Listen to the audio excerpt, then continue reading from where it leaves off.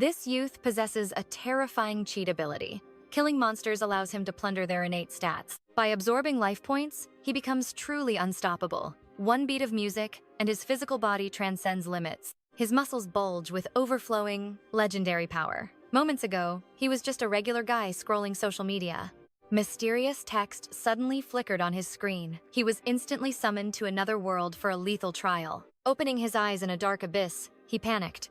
"Where am I? Who am I?" he screamed in confusion. Two massive, stench-filled goblins emerged from the shadows. They swung heavy clubs, but they were actually blind. Using his gamer instincts, he identified his mission. He needed to eliminate these beasts to survive this hell. His tattered sandals squeaked, echoing through the cave. The blind goblin immediately swung its massive club toward him. He barely managed to dodge the lethal blow. Trembling on the ground, he held his breath to hide. These monsters are sound-sensitive, predatory hunters. They cornered him, sensing even the slightest movement in the dark. He threw 2 stones as a clever distraction. As the goblins turned, he hurled a heavy rock at one. The disoriented beast instinctively struck behind itself. It accidentally smashed its own ally with devastating, crushing force. The prey has finally turned into the predator. He roared, taking advantage of the chaotic and bloody fire.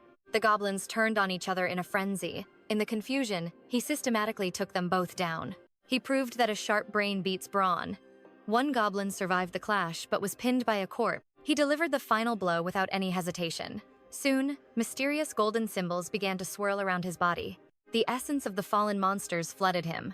A notification announced that his hidden authority had finally awakened. The Babylon Code is now fully unlocked. He can now analyze and absorb the very concepts of enemies. This power allows him to steal strength from corpses. With newfound confidence, he began clearing the entire dungeon. He grinned like a true, greedy protagonist. Soon, the dungeon was filled with nothing but goblin remains. A message appeared. Trial successfully completed. Instead of going home, he was warped to Union Academy. He received a prestigious student uniform. The dusty commoner was gone, replaced by a sharp-looking warrior. He met his instructor, a stunning blue-skinned elf. Her beauty was distracting, but her combat aura was intense. She introduced herself as Iria, the combat professor. She looked at his results with total, shocking disbelief. "Are you a cheater?" she asked playfully. No one had achieved such a high score in 500 years. He ignored the praise, wanting only to go home. Then, a massive structure in the distance caught his eye. The professor explained the academy's true purpose.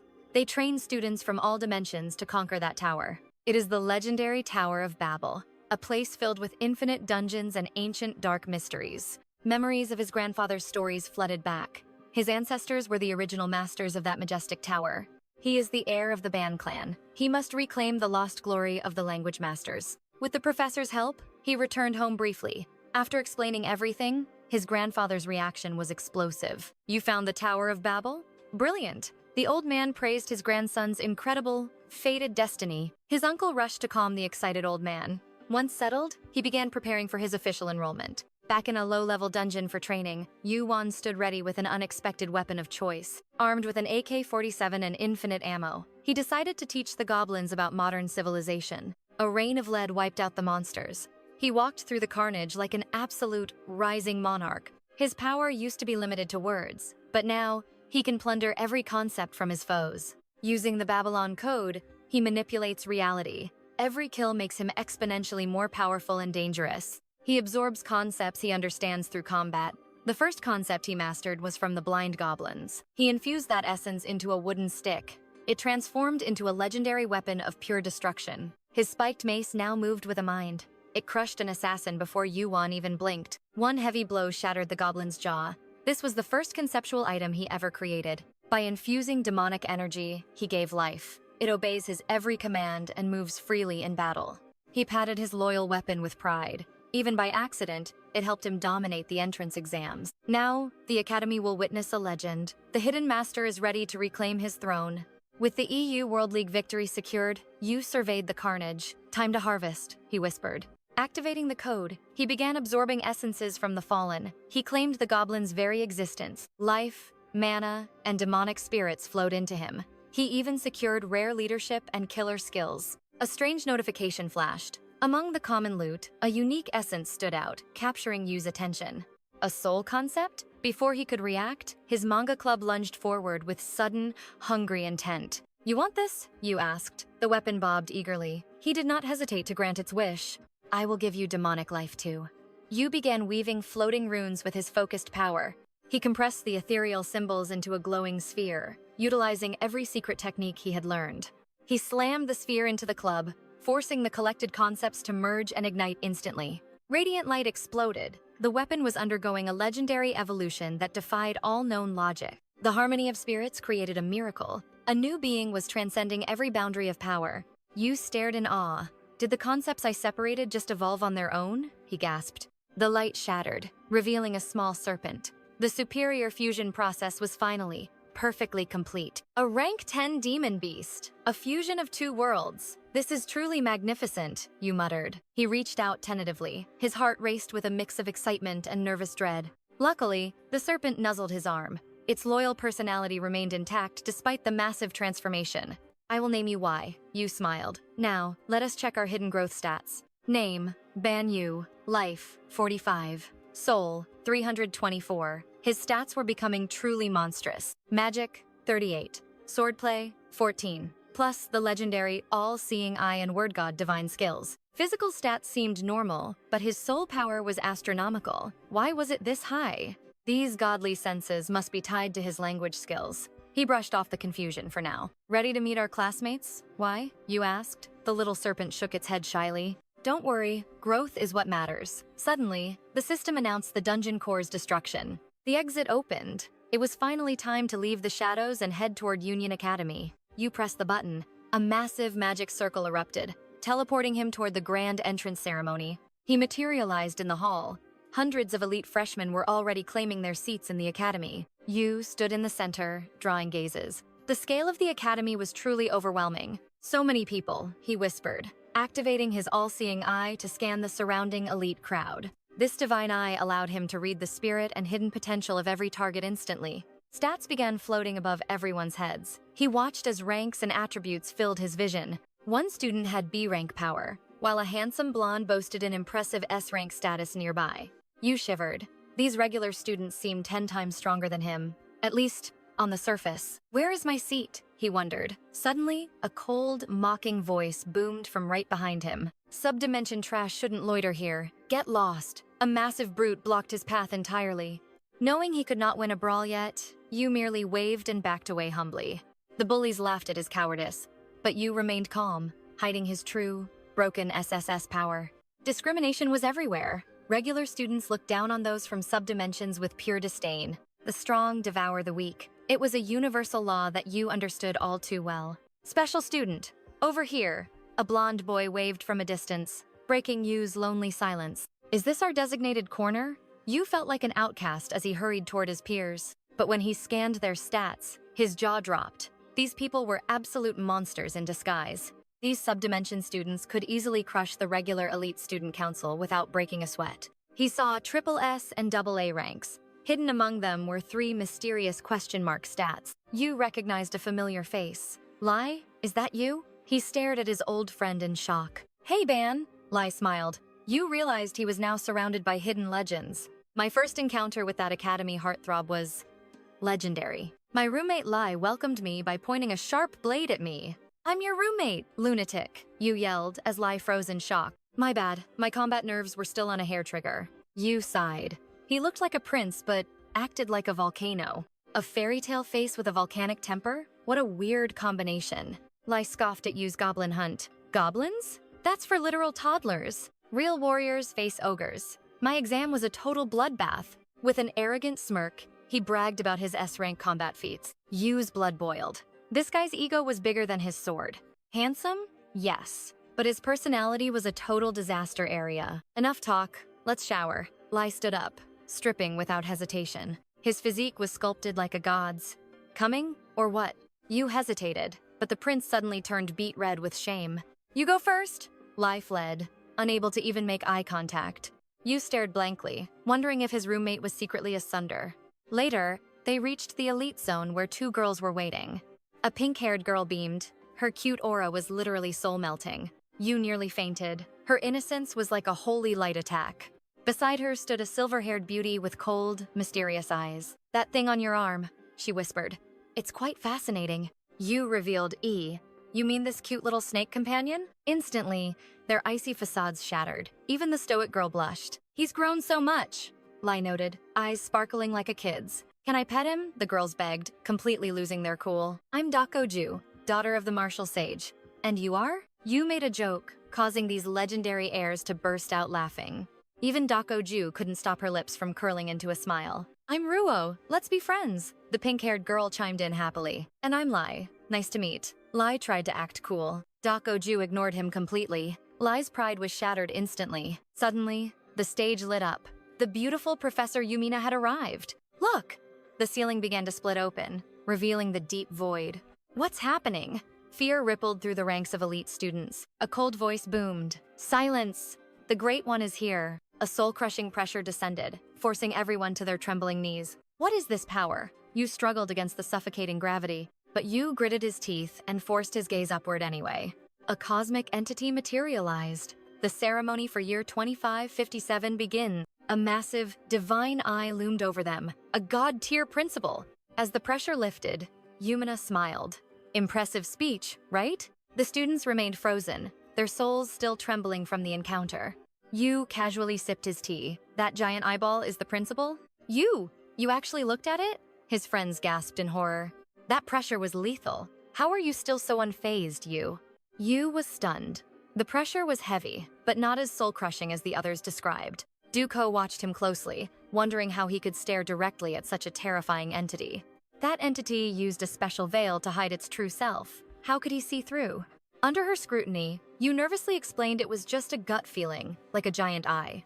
A massive eye peering down on them. Professor Yumina then pivoted back to the main point. That was the headmaster. Unless you achieve greatness or cause trouble, you won't see him again. However, it seems you will get a private meeting, she teased, leaving him feeling rather uneasy. That sounds like a curse, he muttered. Yumina chuckled, reminding them she was their new advisor. Your success is mine. Give it your all, Rai asked in shock if she was in charge. You're really our advisor? Exactly, she replied, calmly sipping a warm cup of tea. Rai was stunned. One of the Academy's 9 elite professors was personally overseeing their small group? He wondered why. Setting down her tea, Yumina finally introduced herself properly to the class. I'm Yumina, professor of combat magic and homeroom teacher for class 11. Let's work hard. For the next 5 years, Rai blinked. I thought only TAs managed lower-tier students. She nodded. True, but this year's batch is special, so I'm taking the lead myself. She marveled inwardly. Truly special. How did such unique individuals all end up chosen together? Suddenly serious, she warned them. Be on your guard against the malice of regular students. Yu was surprised, but he quickly grasped the hidden weight behind her stern, cold warning. This wasn't just about grades. The malice she spoke of included physical violence and brutal conflicts. If things escalate beyond the school's competition rules, even professors might not be able to intervene. In this cutthroat race, you must be strong enough to crush any obstacle blocking your path. Otherwise, you won't survive. From now on, you 4 will operate as a unified team. You are unique. Together, you will be comrades, destined to conquer the peak of the tower. Until graduation. Now, the Academy has a small gift. Rules will be explained after you receive. She snapped her fingers. Instantly, a glowing object materialized before their eyes, leaving them amazed. It was a pendant. Is this for identification? They wondered. It looked like a simple necklace. You'll use this for identification and to access all campus facilities, the professor explained calmly. It also allows for instant teleportation within the Union campus grounds, she added with a smirk. To test it, they chanted, Professor Yumina is truly beautiful. As the words left their lips, they were suddenly warped out. Rai screamed the embarrassing chant as they were pulled back again. Returning to their spots, a heavy silence fell. They were speechless at Yumina's eccentric taste. Good grief. Without these pendants, the tower is off limits. Like it or not, we must keep them. Rai tucked it away safely. Opposite him, the pink-haired Ruo tilted her head in confusion. Why was only Yu held back? Rai shrugged. Perhaps he felt that terrifying entity's presence. Duko recalled Yumina's secretive phone call. The tea party is ready, she had whispered. Out of everyone, only he could look directly at the headmaster. The scene then shifted abruptly. In the headmaster's office, Yu sat stiffly.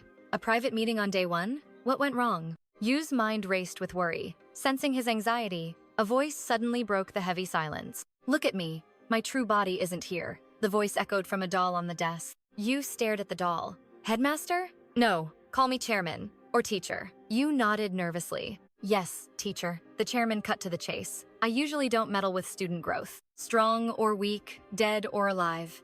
And the tower decides. I only care about one thing. I only wish to see who reaches the summit. Everything else is utterly meaningless. Yu fell silent. The tower was his family's legacy. Clan Ban was destined to reclaim it. With strength and glory, he'd risk everything. But facing the headmaster was a different challenge. Yu wondered about the tower's true purpose. Why must students conquer this strange dimension? He couldn't hide his curiosity. Master, what exactly is this legendary tower? The headmaster fell silent, surprised by the boy's sharp intuition. Then, he spoke slowly. This is the path to divinity and a brutal trial. Yu felt his mind spinning. A path to the gods? This is getting far more complicated than I expected. I rarely intervene in student affairs, the headmaster said. But you are a special exception. You possess the greatest potential I have ever witnessed. I will prepare you for greatness. A small doll on the desk suddenly moved, firing a mysterious beam of pure light. The light fused with his necklace. What is this? Yu gasped in complete shock. I have expanded your privileges. You can now freely enter any dungeon you wish. Use your free time to sharpen your skills before you challenge the Great Tower. Outside the academy, Yu was skeptical. The headmaster nodded, his eyes gleaming with hope. Show me your true strength, and I will unlock an even greater reward. A portal suddenly opened beneath Yu. What kind of reward? He shouted as he vanished. Independent tower exploration. The headmaster's voice faded as Yu was thrown from the room. He fell straight into the arms of Professor Yumina, who was waiting outside. Did the meeting go well? She teased. Yu's face turned red from the close contact. He quickly scrambled back. The headmaster certainly has a very dramatic way of saying goodbye. Once he calmed down, Yu explained the secret privileges he had just been granted. Yumina was speechless. These permissions were beyond anything a normal freshman could imagine. Leaving the academy grounds freely? That is an incredible advantage for any hunter. Is it really that big of a deal? Yu asked, still confused by her reaction. It is massive. You can explore outside dungeons and even travel to other cities. No student has ever received such special treatment. You are truly one of a kind. Yu laughed. He actually thought the headmaster sent him away because he was weak. I am so jealous, Yumina pouted. Most teachers are too busy to even step outside. This academy prioritizes students above all else. We are stuck while you have fun. You can hunt, travel, and even go on shopping sprees in the human world. Think of all the exotic snacks you can eat. She grew more excited by the second. She leaned in uncomfortably close to Yu, her eyes burning with a desperate hunger. Finally, her true motive emerged. There is a beautiful city called Ronica you must visit. The spring temple there is famous for its. Yu cut her off before she continued. I will bring you a gift, Professor. He quickly fled before she could say more. Soon, Yu found himself outside the academy, heading toward his first official mission. He remembered her request, honeymoon wine, famous for its sweet scent and addictive taste. Bring me 2 bottles, she had begged. Yu could only sigh at his thirsty teacher. A professor using a student as a liquor delivery boy? This world is truly insane. Luckily, his secret inventory was already prepared. He opened his bag to check his gear. He noticed a strange item from his grandfather. It was a pouch of unknown rarity. He remembered the day he left home. His grandfather had approached him with a heavy gift. Are you ready to go, Yu? His grandfather asked, looking unusually serious that day. He dropped a heavy sack on the floor. Open it. Take whatever you need. Yu opened the bag and was nearly blinded by a shimmering, golden light. Pure gold? All of this? It was the family fortune meant for finding Babel Tower. Yu was moved to tears. With this wealth and his SSS potential, he was unstoppable. Thanks for the gift, Gramps. It's useful, but a bit heavy, don't you think? Yu muttered while glancing back. Heavy? You ungrateful brat. The old man barked. Yu ignored the rant and tossed everything into his subspace inventory. With a massive inventory now active, travel became a breeze. Gramps was right, gold was the ultimate universal currency. Preparation complete. Time to conquer this new world, Yu declared, staring at the sprawling, futuristic metropolis ahead. Stepping into the city, the sheer level of advancement left him breathless. The urban landscape felt strangely familiar, yet advanced. Suddenly, several sleek vehicles soared through the sky, silencing Yu's thoughts. Wait, it's actually completely different from back home. Look at that, it's actually flying. Yu's excitement was palpable, but his provincial wonder quickly drew unwanted attention. Hey kid, where do you think you're going? A guard approached, but his stern gaze instantly melted into pure shock. Wait, that uniform? You're a student from Union Academy? The border guards of Ronica City immediately stood at attention. You felt a wave of awkwardness as the guards saluted him with intense respect, all because of his academy crest. Hello. I'm Ban Yuan, a first year from Union. The guards' curiosity piqued as they leaned in closer. How did a freshman get permission to wander out here? Did the headmaster personally authorize your travel? Student Yuan? Yes. He said I was free to explore. You nodded. The guards sighed in relief, praising the Academy's protection. Our peace is thanks to the Academy's strength. Their gratitude made you realize just how much power the school held. If you need anything, just ask. Seizing the opportunity, you pointed toward the soaring machines in the sky above. I want one of those flying things. How much gold would it take to buy a ride like that? Time flew by. Soon, our protagonist was gripping the handlebars of a brand new skybike, soaring over the lush fields. This is incredible, you shouted in joy. Just 1 hour ago, the guards had looked at him with sheer disbelief. They had broken out in cold sweats when he asked about the bike. You mean a hover moto? Those are elite gear. The base model costs 250,000 ronia. It's an astronomical price for a student, they warned him. You tilted his head, clueless about the currency. Is that a lot? Well, I'll just use this then, he said. He casually pulled a massive bar of pure gold from his inventory. The guards' eyes nearly popped out of their heads. Is that real gold? Where did a student find a treasure of this size? Their jaws hit the floor. Oh, this? My grandfather gave it to me. You chuckled, remembering how the old man had forced it on him. Back in reality, even you was stunned. 1 gold bar was worth 75 million ronia. He was secretly filthy rich. Gramps really knew his stuff. Gold truly is the king of currencies, no matter where I go in this world. Don't be an idiot. Take the gold. The old man's voice echoed in his head. You had complained it was heavy. Now, he was a wealthy traveler enjoying the mountain breeze. Suddenly, his familiar snake, Im, emerged to join the fun. Hey, Im, check this out. You grinned, showing off his new ride. But this wasn't just any ordinary mechanical machine. Using his SSS class broken concepts, you had breathed life into the bike. Meet your new sister. Her name is Lilith. Lilith was now a living entity with her own will, born from Yu's overwhelming power to manifest mythical soul energy. Im flicked his tongue at the bike, seemingly unsure whether to be annoyed or happy about his new mechanical companion. Ignoring the snake's attitude, Yu remembered his secret mission. I've got the wine for Professor Yumina and a sister for Im. Tasks complete. It's time to head back to the academy. Yu laughed, turning the throttle to speed back to school. However, hours later, the mighty freshman was slumped over a desk, looking like a soulless puppy with a massive hangover. My head. It's splitting. You groaned. Lai walked over, slamming a glass of cold water down with a disappointed sigh. I'm seriously disappointed in you, Yu. You vanished after the ceremony and came back smelling like a cheap bar. Lai's judgmental gaze pierced through him. You could only stammer out an apology, blaming the professor's terrifying drinking habit. Professor Yumina wouldn't let me leave. You recalled the scary woman grabbing his collar, forcing him to chug endless cups. They had drank until their faces were as red as the sunset. It was Yu's first time ever touching alcohol. He downed the water in one gulp while Dako watched silently, his eyes fixed on the flower badge on Yu's chest. So, did you trade your liver for the class representative position while drinking with the professor? Dako asked coldly. Yu leaned back, exhausted. If you mean being the class leader, then yeah, I guess that's what this badge means. Dako's aura flared, startling everyone.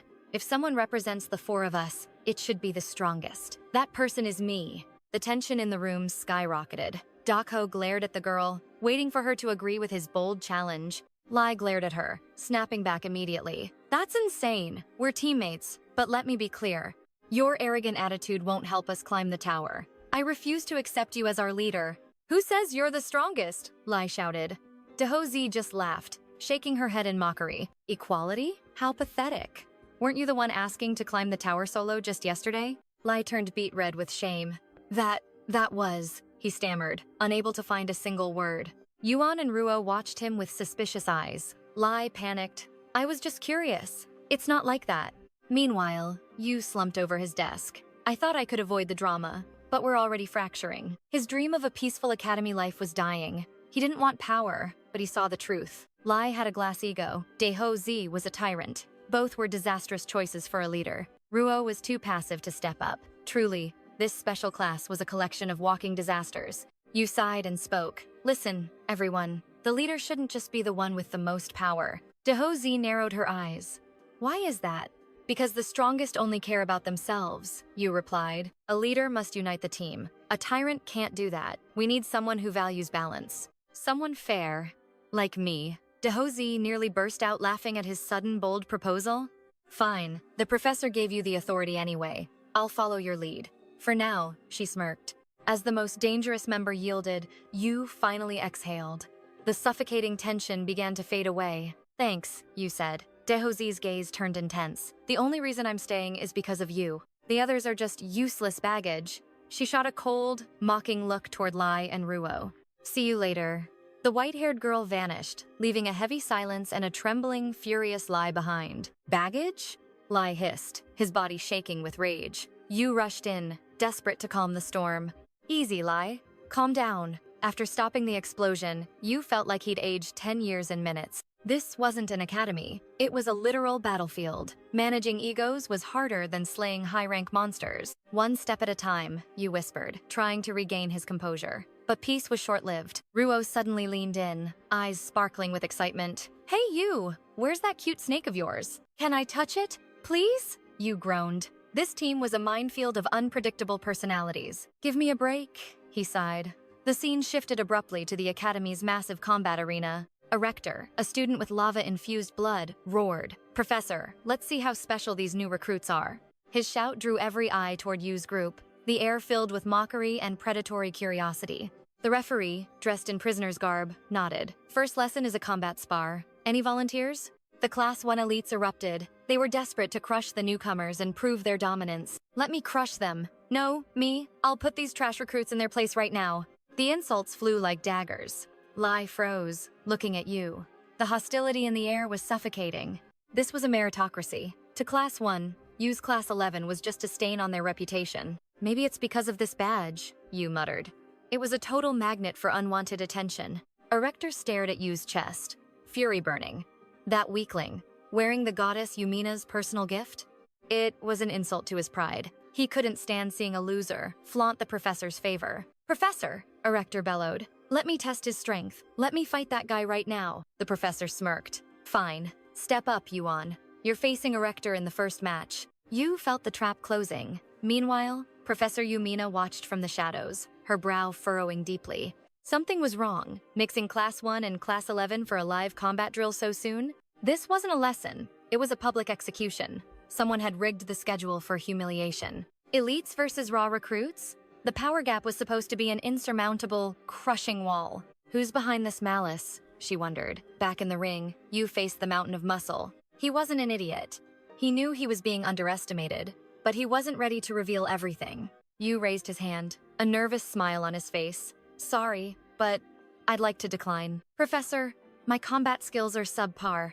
I doubt I'll gain anything from this duel, Yu stated flatly. The striped shirt professor scoffed. Is that so? 3 points deducted. Yu froze, stunned by the sudden penalty. Step up, Yu! No more excuses, the professor barked, adjusting his glasses with an arrogant smirk.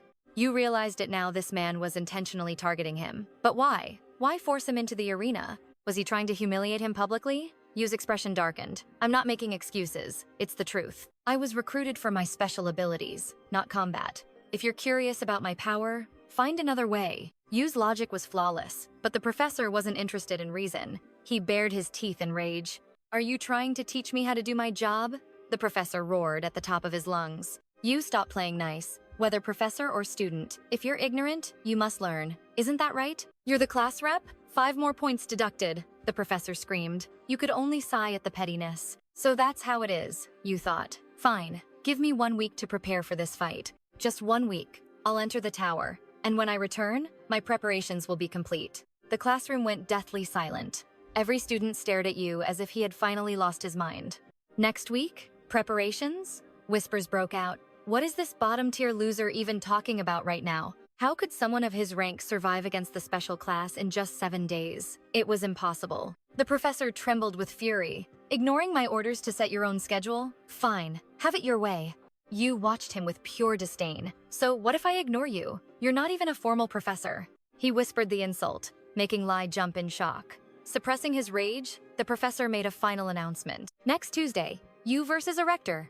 This match will be public and live-streamed for the entire academy to witness. He grinned maliciously, already imagining Yu's total humiliation. Yu narrowed his eyes, sensing the trap. He doesn't just want me shamed. He wants a spectacle. Yu mused. The professor turned back to the class. Yu, since you asked for time, you better show us something impressive. If you fail, Yu interrupted him. Of course. Hey, Erector, right? I'm actually looking forward to our official match next week, Yu said cheerfully. Erector spat on the ground in disgust. Weakling. Yu's smile didn't fade despite the blatant insult. He wasn't being friendly, he was observing. He didn't expect politeness from a man made of volcanic rock. Suddenly, Erector's hidden data flickered before Yu's eyes. His stats were laid bare by Yu's special skill. Erector. Vitality 250, Physique 300, Magic 120. Yu's heart sank slightly. Delaying the match was the right call, Yu realized. He truly deserves his spot in the special class. His vitality was 5 times Yu's, and his physique was 10 times higher. Compared to them, Yu was nothing. To climb the tower with Lai and Ruo, he had to surpass Erector's level first. He forced a laugh. Why the long faces? Are you guys actually worried about me? Yu joked, ignoring Doc Hosen's cold stare. Doc Hosen ignored him and stepped forward. Is no one else coming up? Unlike our rep, I love fighting. Weren't you curious about the special recruits? If it's a duel you want, I'm always ready, she challenged. Her stats were so high they broke the standard hexagonal frame. The entire class felt the sudden pressure. The students stood frozen in fear. Even the arrogant professor was left speechless by her overwhelming presence. Even Yu, the perceived weakling, could sense the terrifying power radiating from her. The room was suffocating. Total silence. Understandable, Yu thought. Even my 1,000-mile eyes can barely read the depth of her strength. No ordinary first year could withstand that aura. Doc Hosen scanned the room with a bored expression. What's wrong? If no one volunteers, I'll just have to pick someone myself, she said, pointing at Erector. Erector, you're not the type to only bully the weak, right? Come here, I'll grind you to dust. Erector flinched. He knew instantly that Doc Hosen was on a completely different level than him. He was terrified. His original target was Yu, but now he was being hunted by a monster. If he accepted to save face, he'd be hospitalized for months. The pressure was crushing his very soul. Yu realized that if Erector got crushed now, his own training plan would be ruined. He stepped in. Wait, Doc Hosen. Sorry, but Erector is mine next week. If you want him, wait your turn. Yu turns back with a sharp gaze. I'll prove I belong here, using my real strength. Yu's confidence is absolute. Professor Dokozo smirks, accepting the challenge to crank up the difficulty. Haha, I thought you were a fluke, but you've actually got guts. Fine then, I'll allow it. Now, besides this brat, does anyone else dare to step into the ring? The students freeze in terror. Not a single soul dares to face the white-haired professor's gaze. Dokozo sighs in disappointment. You all barked so loud before. Now you're just spineless cowards. The freshmen grit their teeth in fury. Yet, despite their rage, they remain glued to the floor. Suddenly, a blonde student scoffs. Who are you calling cowards? Only the weak flock together. Acting like heroes just to protect your pathetic pride? What a joke.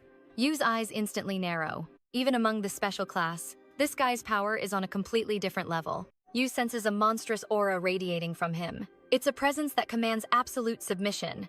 As the atmosphere turns heavy, Lai whispers the terrifying truth behind this mysterious stranger. That's Optima, the supreme ruler of the Kentis dimension. Yu is left completely speechless. Kentis? What's that? Lai looks shocked by Yu's ignorance. You really don't know? There are 10 high-tier dimensions. Optima's family rules one of the most powerful ones. Yu breaks into a cold sweat. This guy is royalty from the most elite bloodline. Optima descends toward the arena like a god. Professor, he commands with chilling authority.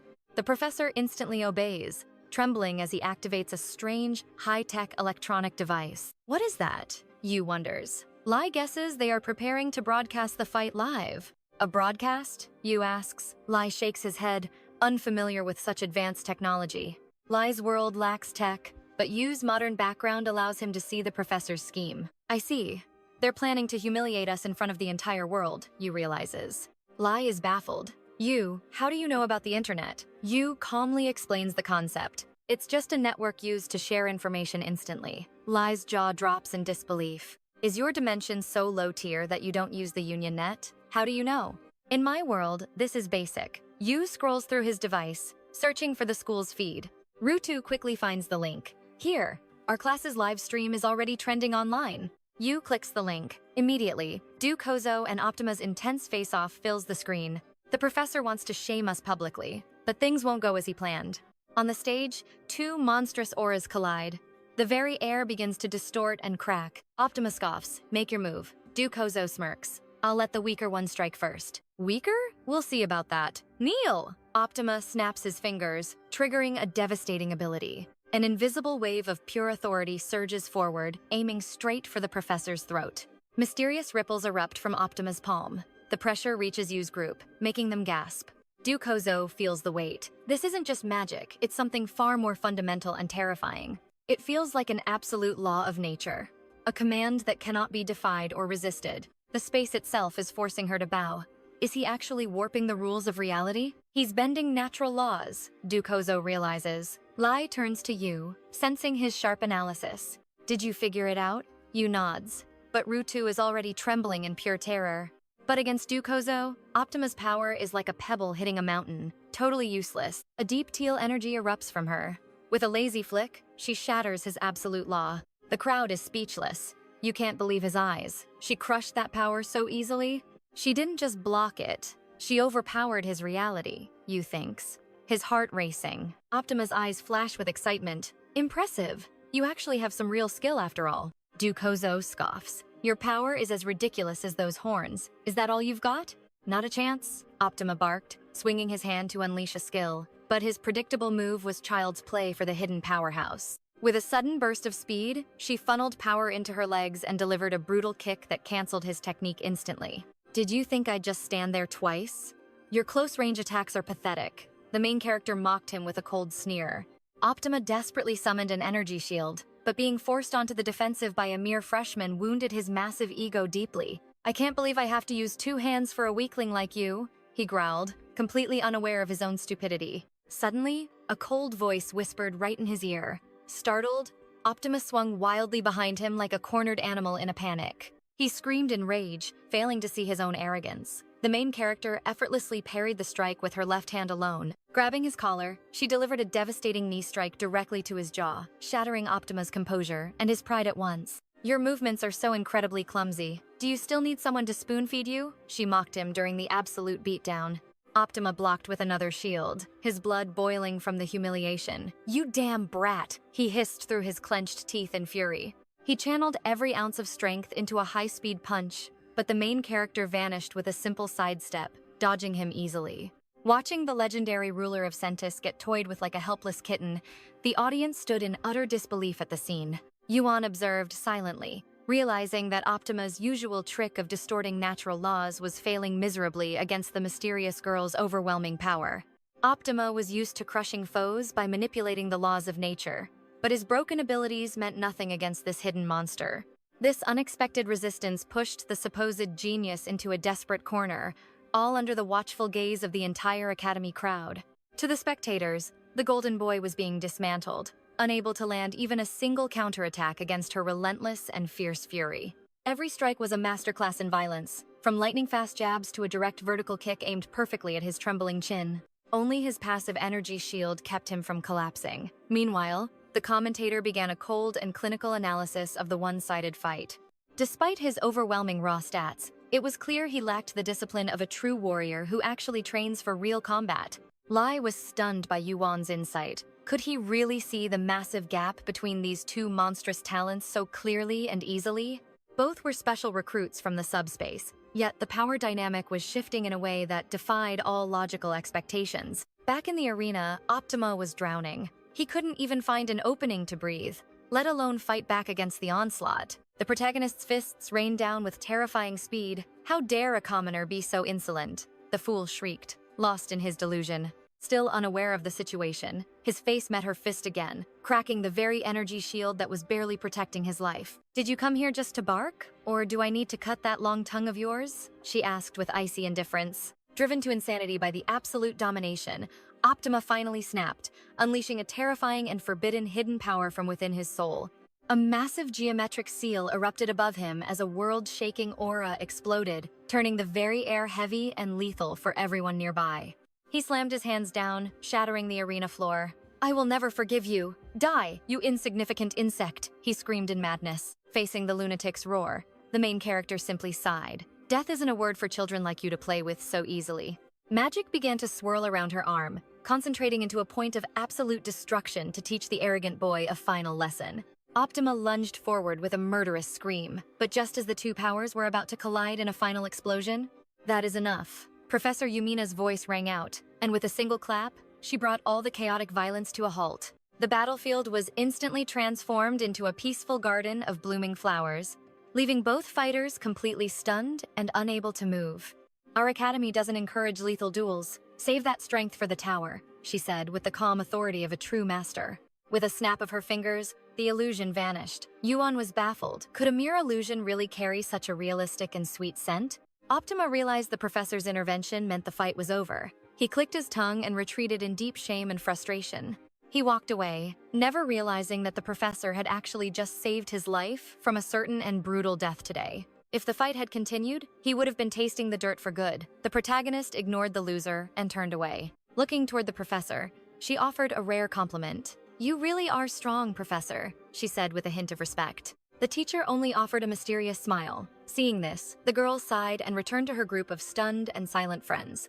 "Welcome back," Yuan called out warmly. She turned to Lai, asking for his honest opinion on her recent dominant performance. "It was spectacular," Lai began, but before he could finish, a sudden weight crashed onto Yuan's back from behind him. It was Rushal, clinging to him in absolute terror. "Are you still scared of the main character?" he asked with a smirk. He laughed at how cute his friend was as she trembled uncontrollably, refusing to let go of him even for a second. While they shared a moment of comedic relief, a frustrated and annoyed voice echoed from the other side of the field. "You've really caused a scene this time." Professor Farron trembled as the beautiful Yuma's cold voice pierced the classroom. "A duel on the very first day? Allowing such chaos to unfold was a grave mistake and you know it." I'm deeply sorry, Professor Yuma," Farron stammered, realizing his career was hanging by a single thread. "Apologies won't save you now," Yuma declared coldly. She then turned her gaze toward the unassuming Yuan. "A class president must maintain perfect dignity," she whispered, gently adjusting the crooked badge on Yuan's chest. Her intimate touch sent shockwaves through the room. The male students watched, their hearts burning with pure, unadulterated envy. Ignoring the murderous glares, Yuma finished her task with a wink. "Study hard, everyone. I'll be rooting for you." Yuan could only offer a shy, awkward smile as she left.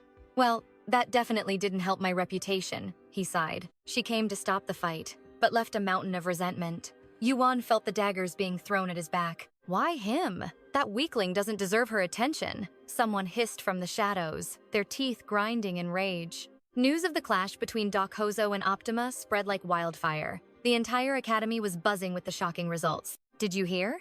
The girl from the lower dimension actually went toe-to-toe with an elite." Toe-to-toe, she absolutely dominated him. Rumors swirled as the academy's hierarchy began to shake at its core. Even Yuan couldn't escape the flood of viral comments. However, he wasn't exactly enjoying this sudden, dangerous spotlight. "The whole world is talking about us, Yuan," Lai cried out, his eyes wide with a mix of fear and excitement. Lai stared at his high-tech device until his brain practically fried. Technology was clearly not this beast man's strongest suit. Meanwhile, Doc Hozo scanned the forums with a sharp, calculating gaze. Something about these rankings felt completely off to her. "Is he really the top prospect?" she muttered. "There's someone in that class far more dangerous than him." She recalled a mysterious girl sitting alone in the shadows, a mage whose hidden pressure felt like a sleeping volcano.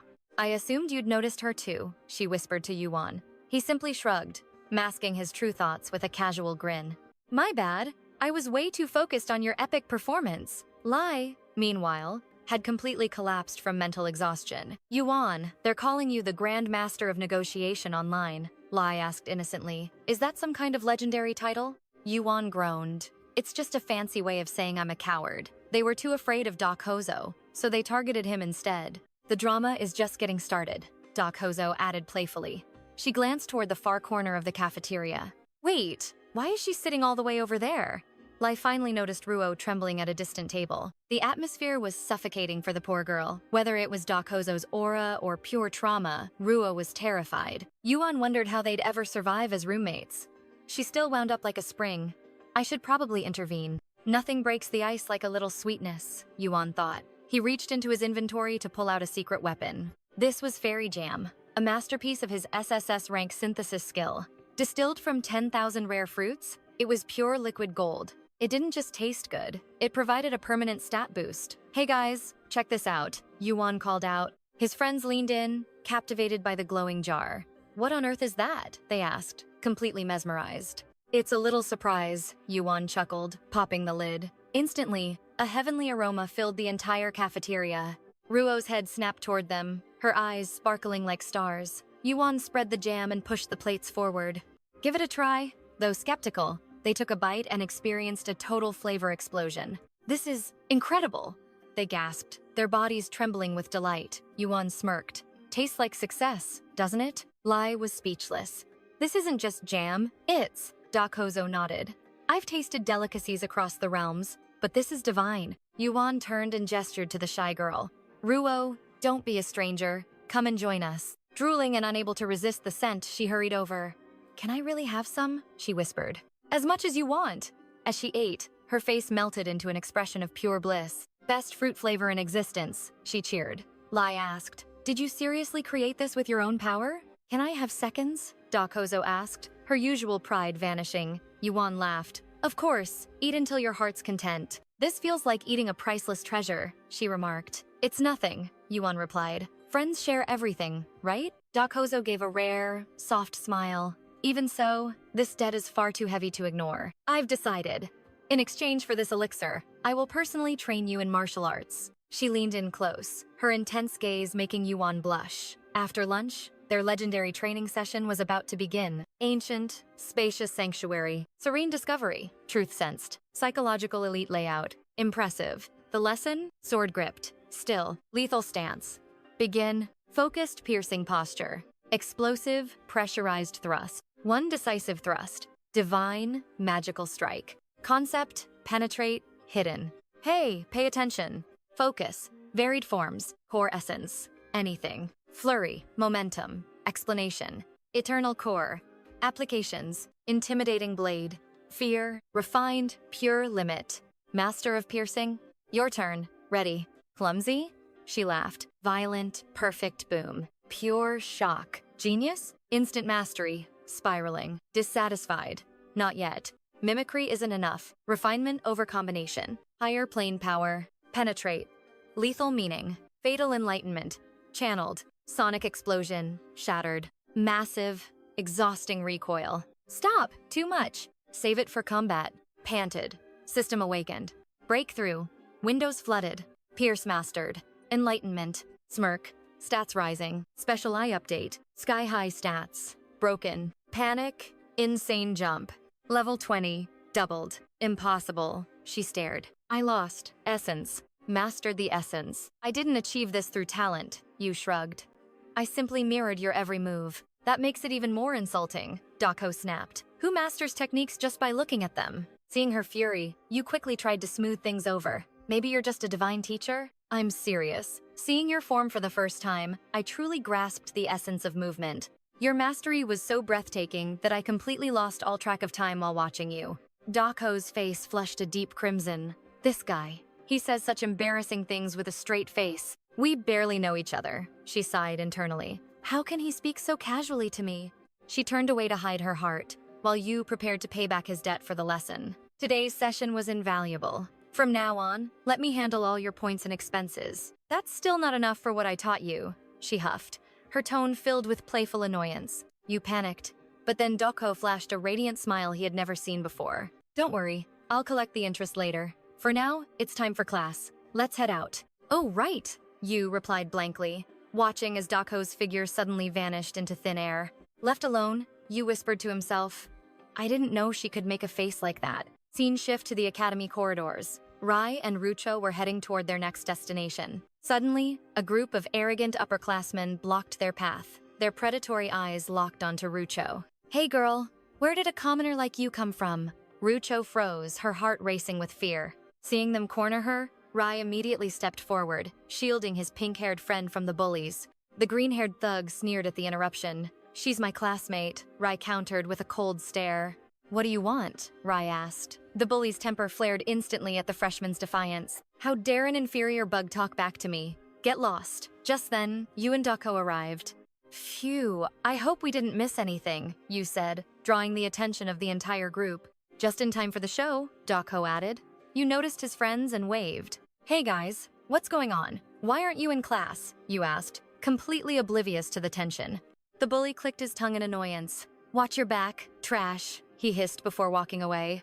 You stood there confused. Rucho could only manage a shy, trembling thank you to her protectors. What's wrong with those guys? You wondered aloud, watching the thugs disappear down the hall. Transition to the lecture hall. A blue-skinned, bald professor was droning on about the academy's history. Union's legacy didn't begin with our founder, but when the tower first manifested in primal space. In the back row, the thugs were filming Rucho, whispering vile insults about her collection value.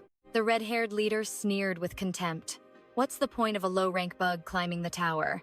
She'd be much better suited for other types of work. The green-haired bully smirked. If she worked at my house, I'd make sure she was well-handled every single day. I'll be the first one to bid on her. They erupted into a wave of disgusting laughter. Their voices weren't hidden.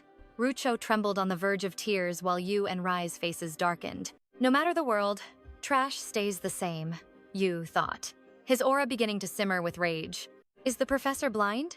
How can he ignore this level of harassment right in front of him? Rai couldn't stand the injustice any longer. He stood up abruptly, his chair scraping the floor. Professor! Rai's voice rang out, sharp and commanding, cutting through the insults. I have a question. The students in the back are being too noisy. I can't focus on your divine lecture at all. The blue-skinned professor paused, looking annoyed by the interruption rather than the bullying.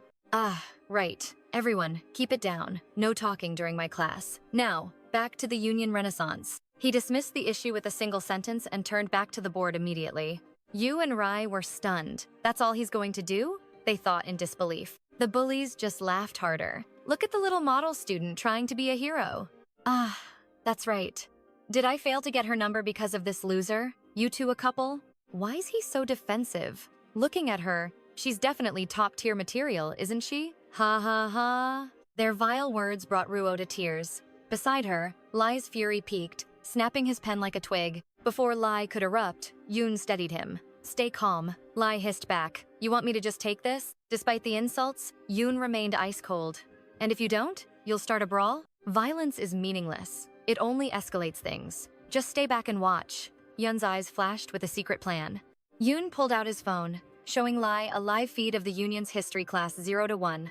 It was Unitube. Lai gasped in shock. What's your play? Yoon's smile turned dangerously sharp. Dealing with clowns requires a specific touch. Lai. The best way to kill a snake is with its own venom. Lai realized the trap. Wait, Yoon. Don't tell me Yoon didn't answer, his fingers flying across the screen. Laugh while you can, fools. Every filthy word you've spewed is being broadcast live to the entire world right now. From a hidden high angle, the three thugs continued their verbal abuse, completely oblivious to the digital net. An insect like you climbing the tower? Pathetic. Come be my maid. Maybe I'll show you some mercy, you freak. The camera was hidden clutched in the mouth of Yun's serpent, Yi, lurking in the shadows above the classroom. The internet exploded in rage. Insects? Who are these punks? The backlash was instantaneous and devastating. Class 7 freshmen? They're insane. Where's the professor? This year's batch is truly out of their minds. The comment section was a battlefield. Yun smirked. The engagement is exploding. Suddenly, the bullies felt the heat. What the hell? A live stream? Damn it! Who's filming this? Find the camera now, they screamed in panic. They scrambled desperately. Suddenly, the blue-haired thug spotted something strange moving near the ceiling. Up there, look! He pointed at the tiny serpent holding the camera. The trap was finally exposed. But before they could strike, the serpent vanished into the shadows. The thugs were left fuming and helpless. Blinded by rage, they missed the real threat.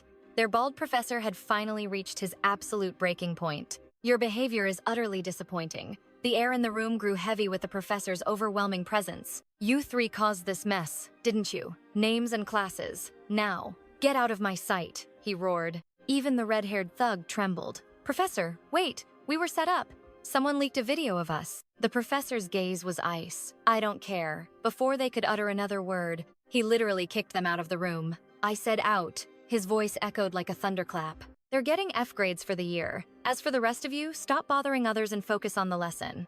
Yoon watched, impressed. Even a mere assistant professor here possessed a terrifying level of authority. An F grade? For what they said to Ruo, that's actually quite merciful, Yoon thought with a dark smirk. Lai nodded in grim agreement. True, but their academic careers are essentially dead now. Justice was served. Ruo looked at her protectors, a soft smile gracing her lips. It's okay now. Thank you both so much. Seeing her cute expression, Yoon looked away, a faint blush on his face. It was nothing, really. I'm not a fighter like you guys. I just used a little tactic that happened to work out. He remained humble. Lai laughed. With you as class president, I feel a lot safer, Yoon. Time skipped forward to the arena. The peace didn't last. The three thugs were back for revenge. Hey, pretty boy. They barked at Lai. Lai turned, his eyes cold as a winter storm. What now? You haven't learned your lesson yet? What's the problem this time? The blue-haired thug snarled. Explain yesterday, you insect. The red-haired one gnashed his teeth in fury. That stream ruined my grades. Now the seniors are targeting me and my peers won't even look at me. Yun ignored the barking dogs. He focused on the professor nearby, waiting to see if he'd intervene. As expected, the professor just sat there, watching the conflict like it was some cheap street performance. 3 armed students versus 1, and the staff did nothing. The academy's hierarchy was clear and cruel. I see. To them, those from the subspace are nothing more than livestock, Yoon realized bitterly. Ruo trembled behind him as the tension peaked. The real confrontation was about to begin. Lai gripped his weapon, eyes blazing with fury. Repeat that if you dare, you bastard, he roared, teeth bared. His voice thundered across the room, challenging everyone. He tightened his grip until his knuckles turned white with rage. Suddenly, a violent surge of energy erupted from his blade. The sheer pressure forced everyone back in total shock. It was their first glimpse of his hidden SSS class power. The bullies turned pale, realizing they had provoked a monster. Just as Lai's killing intent reached its peak, Dokuro stepped in. She moved like a flash to stop the madness. Asterisk flick, asterisk. A sharp pain hit Lai's forehead, halting his reckless move. You absolute idiot, she sighed, checking his ego. Lai clutched his head, tears stinging his eyes from the impact. Before he could complain, Dokuro's cold voice cut him off. Stop acting tough just because a sword is controlling you. She landed another swift strike to keep him grounded. Realizing she was right, Lai begrudgingly sheathed his weapon. Instantly, the suffocating atmosphere vanished, leaving Yu in deep thought. The green-skinned professor sneered, tapping his cane with irritation. Arrogant pests from a lower dimension, he spat out. He muttered insults under his breath before turning away. His pathetic exit left the group speechless and completely baffled. That was a close call, Yu whispered, glancing at his teammates. Meanwhile, Dokuro was not finished lecturing their hot-headed friend.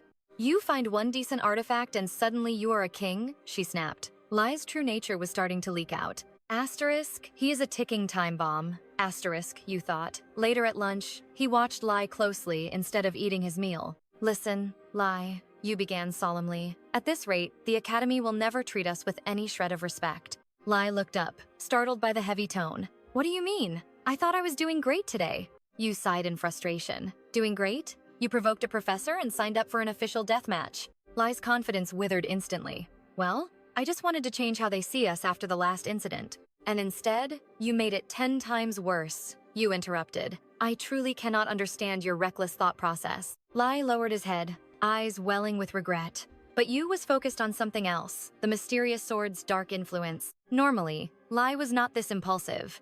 It was as if someone had flipped a switch inside his very soul. To prevent a total disaster, Yu narrowed his eyes. Tell me the truth, Lai. Can you actually control that power? Lai slammed the table, his pride flaring up. Of course I can. How else would I pass the entrance exams? I just snapped because that professor was shamelessly lying to our faces. He tried to justify his sudden outburst. A lie, huh? That is a pretty weak excuse, Yu smirked. His skeptical gaze made Lai break out in a cold sweat. Trust me, I swear on my life it won't happen again. Lai pounded his chest, desperate for their belief. Dokuro did not miss the chance to tease him. Watching the legendary sword god puppet Yu was quite the show. Leave him alone, he has suffered enough. Yu intervened as Lai slumped onto the table, completely drained of spirit. Dokuro turned her attention to Yu. You know, the professor's warnings are starting to make sense to me now. If we keep going like this, our academy life will be a chaotic mess. We need a real plan. As our class leader, what is your move? I want to hear your vision for our future survival here. Yu froze, caught off guard. Asterisk, my opinion? Asterisk. He reflected on the systemic corruption they had witnessed so far. The Academy believed power was a birthright, treating anyone from a lower dimension like literal trash. It was sickening. How could outsiders like them survive in a world where discrimination was considered the natural order of things? Yu's mind raced as he turned to his comrades. Tell me, how do we win over the public's hearts? The group looked confused by his sudden question. What do we need to gain their genuine empathy? Yu pressed. Better communication? Lai guessed. Raw, overwhelming power. Dokoro answered firmly, eyes sharp as ever. Yu shook his head, a clever glint in his eyes. No, it is something you already possess in abundance. He gestured toward his strikingly attractive teammates. Your visuals. That is our ultimate weapon for this grand plan. Wait, so you want to live stream our daily lives? Lai asked, his jaw dropping in total disbelief. Yu nodded confidently. On Earth, this is how you capture hearts. We will build an image the public adores. Once they recognize us, a sense of familiarity grows. That is how we bridge the gap between dimensions. Familiarity turns into respect, then admiration. Yu adjusted the camera settings, preparing for their big debut. Lai understood the strategy, but one thing still bothered him. But Yu, why do we have to fake fight? Yu's expression turned dead serious. It is not a fake Lai. This upcoming battle will be as real as it gets. Suddenly, Hozo lunged forward. Her relentless strikes forced the slacking Lai to finally take the fight seriously. Fine, let's get serious, he muttered, throwing a heavy right hook. But she anticipated it perfectly and dodged. Don't worry, a few hits will wake you up. Hozo laughed while seizing total control of the duel. She grabbed Lai's collar and delivered a massive power slam, creating a violent impact that left a crater behind. Dazed and confused, Lai heard her taunt. Is that all? Last time you only won because of a lucky item. Drawing that sword won't save you. You're still light years away from my level. Her mockery cut deep into him. Gritting his teeth against the humiliation, Lai roared in fury and charged back into the chaotic brawl once again. Seeing the intense fight, Yu cheered. Keep it up, Lai. Great hustle. He was busy filming from the best angle. Ruo watched the mayhem, worried. Yu, will this really make our school life easier? I still don't quite get it.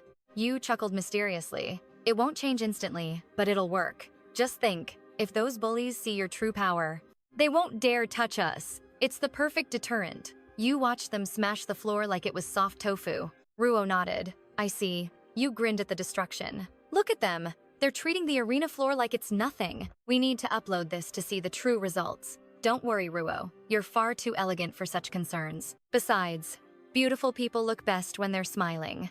That was a special compliment just for you, my dear Ruo. You have a face that everyone loves. It's a waste to spend it frowning, right? So just enjoy the moment. Yu's words were like magic. Ruo's heart calmed down, and a bright smile finally appeared on her beautiful face. She felt a strange sense of trust. Whenever Yu spoke, she believed everything would turn out exactly as he said. Back in the arena, despite his efforts, Lai was being pulverized. He was no match for her raw, overwhelming power. Where are you going? I'm just getting warmed up. The swordswoman cracked her knuckles, looking like a total battle demon. Yuan, save me. She's not human. She's a monster. Lai cried out in terror, desperately begging for a way out. Time flew by. The scene shifted to dinner, where Ruo was sobbing over a bowl of veggie-packed beef noodles. I can't eat this. It tastes like soap, she wailed. But for their YouTube channel's future, Yu just winked. Hang in there, you'll get used to it, Ruo just sighed. Why do we even have to film this anyway? Time passed, and as planned, the freshman group began uploading vlogs to their channel, The Rebellion, showcasing daily life. The reaction was explosive, just as Yu predicted. The duel between Lai and Hozo became an overnight viral sensation. The sheer scale of destruction left everyone in shock. Are they really new students? Their power is absolutely insane. They must be from another dimension. The viewers were stunned. Then, a clip of them playing a board game appeared. What's this? A ritual? It was actually a boss game, a traditional match of negotiation and strategy using stones. Is this how people in other dimensions play? How strange. Everyone laughed seeing Lai lose almost instantly in the clip. Next, Professor Yumine appeared, and the chat was flooded with fanboys. Goddess Yumine, she truly is a divine angel. Then came Ruo's noodle crying scene. So cute. My heart is melting. Ruo, did you descend from heaven? They cheered. Wait, is the next one a live stream? Seriously? That's amazing. The hype was building for their upcoming scheduled broadcast. Hold on. Isn't tomorrow the day of the tower climbing exam? Someone shouted as the realization hit the entire chat. Back with the group, even Yu was shocked by the overwhelming response. I can't believe so many people watched this. Ruo was amazed, but Yu was focused on the growth. We gained over 100 subscribers in a single day. Lai, however, was sulking. Why is the video of me getting my butt kicked the most popular one? He complained. Just then, the elegant Professor Yumane approached them. Truly wonderful. Union Academy is usually so rigid and dull. No student has ever thought of creating content like this. You've cleverly found a way to connect with the world, making entertainment and building a following. I never imagined such creativity. Hearing her praise, Yu's ego began to swell. Heh, that was just the beginning. Our first combat video was just a taste of what's coming, Yu boasted proudly. Why is the clip of me getting trashed the most popular one? Lai groaned as Professor Yumane approached. Truly impressive, she praised. Union Academy is usually such a rigid place, yet you've brought something magical here. Most students here are far too focused on tradition, but you four have dared to create something entirely new. You've woven yourselves into the world through entertainment and connection. It's a brilliant way to bridge the gap. I never imagined this was possible. Hearing her, Yu immediately began bragging about their legendary debut combat video. This is too popular, please take it down, Yan pleaded. The professor clapped. Quiet, let us begin. Today we enter the legendary tower. Are you ready? The group nodded with absolute, burning confidence. The protagonist scanned the group and suddenly froze. Wait a second. Why am I the only one? Why am I in uniform while everyone else is tactical? The group stared back with judgmental eyes. We chose flexible gear for non-stop combat inside the tower. It is for peak performance, they explained. This gear makes me feel safest in battle, Ruo agreed. Yuan whispered. So that is the plan? Are you okay in those clothes? Lai asked. Yuan realized he lacked specialized combat gear until now. I lived in peace, but I chose this life or death struggle. He steeled his heart for the climb. He adjusted his tie confidently. This is enough. Seeing his resolve, the professor nodded. Ready then? Let us go! She snapped her fingers, summoning a massive magic circle beneath their very feet. A flash of light transported them to the Tower of Babel, where countless students waited to enter. The crowd gasped. Is that the rebel group? They are actually here? Whispers filled the air instantly. A student shouted in excitement while Ruo looked around like a lost child in the massive crowd. This is the tower's gate. It opens at dawn, but we must queue by our class rank. We are in row 52, Yua explained. Yuan turned pale. Are we the first freshmen ever? It is because your skill level is high, the professor shrugged. Lai spotted 3 bullies standing nearby. Look at those guys. Their gaze has changed since our last encounter, the swordsman noted with suspicion. The bullies avoided his eyes, terrified. Yuan felt a surge of satisfaction seeing their obvious fear. They probably subscribed to our channel, the swordsman laughed. But John sensed a sudden killing intent. Hector glared at Yuan with predatory eyes. Illumina warned. Be careful, Ban Yuan. He is watching. I know. Let's move, Yuan replied, leading his team forward with an unshakable, silent resolve. He had only 4 days before his duel with Hector. He needed to reach a new level. He would achieve a power that Hector could never hope to touch. The legendary climb started now. To stay safe, finish early, and return before the weekend, Illumina advised the young, brave explorers. But the choice is yours. How long do you think this dangerous expedition will actually take? Yuan looked at his team. Since we all think alike, allow me to speak for us all. We will return exactly in 3 days and 2 nights, Yuan declared with eyes full of fire. He activated a mini robot for the live stream. Illumina could only offer her sincerest best wishes. Be careful, she whispered. The 4-man team and their robot stepped through the glowing portal gate. Ancestors, watch over me. Yuan prayed as the memory of their earlier briefing began to play. You want to film inside the Tower of Babel? Illumina asked, seeking confirmation of their wild plan. Yes, this droplet robot will record everything. Yuan pointed to the floating mechanical creation beside him. But the tower's structure shifts every second. Is there any point in filming? Illumina questioned them. Yuan froze in confusion. He had no idea about the tower's ever-changing and chaotic internal layout. It is true, Yuan. The guide says the structure shifts and outside machinery breaks down fast. What does that mean? Yuan asked, stunned by the sheer complexity of the dungeon they faced. Each floor is a room.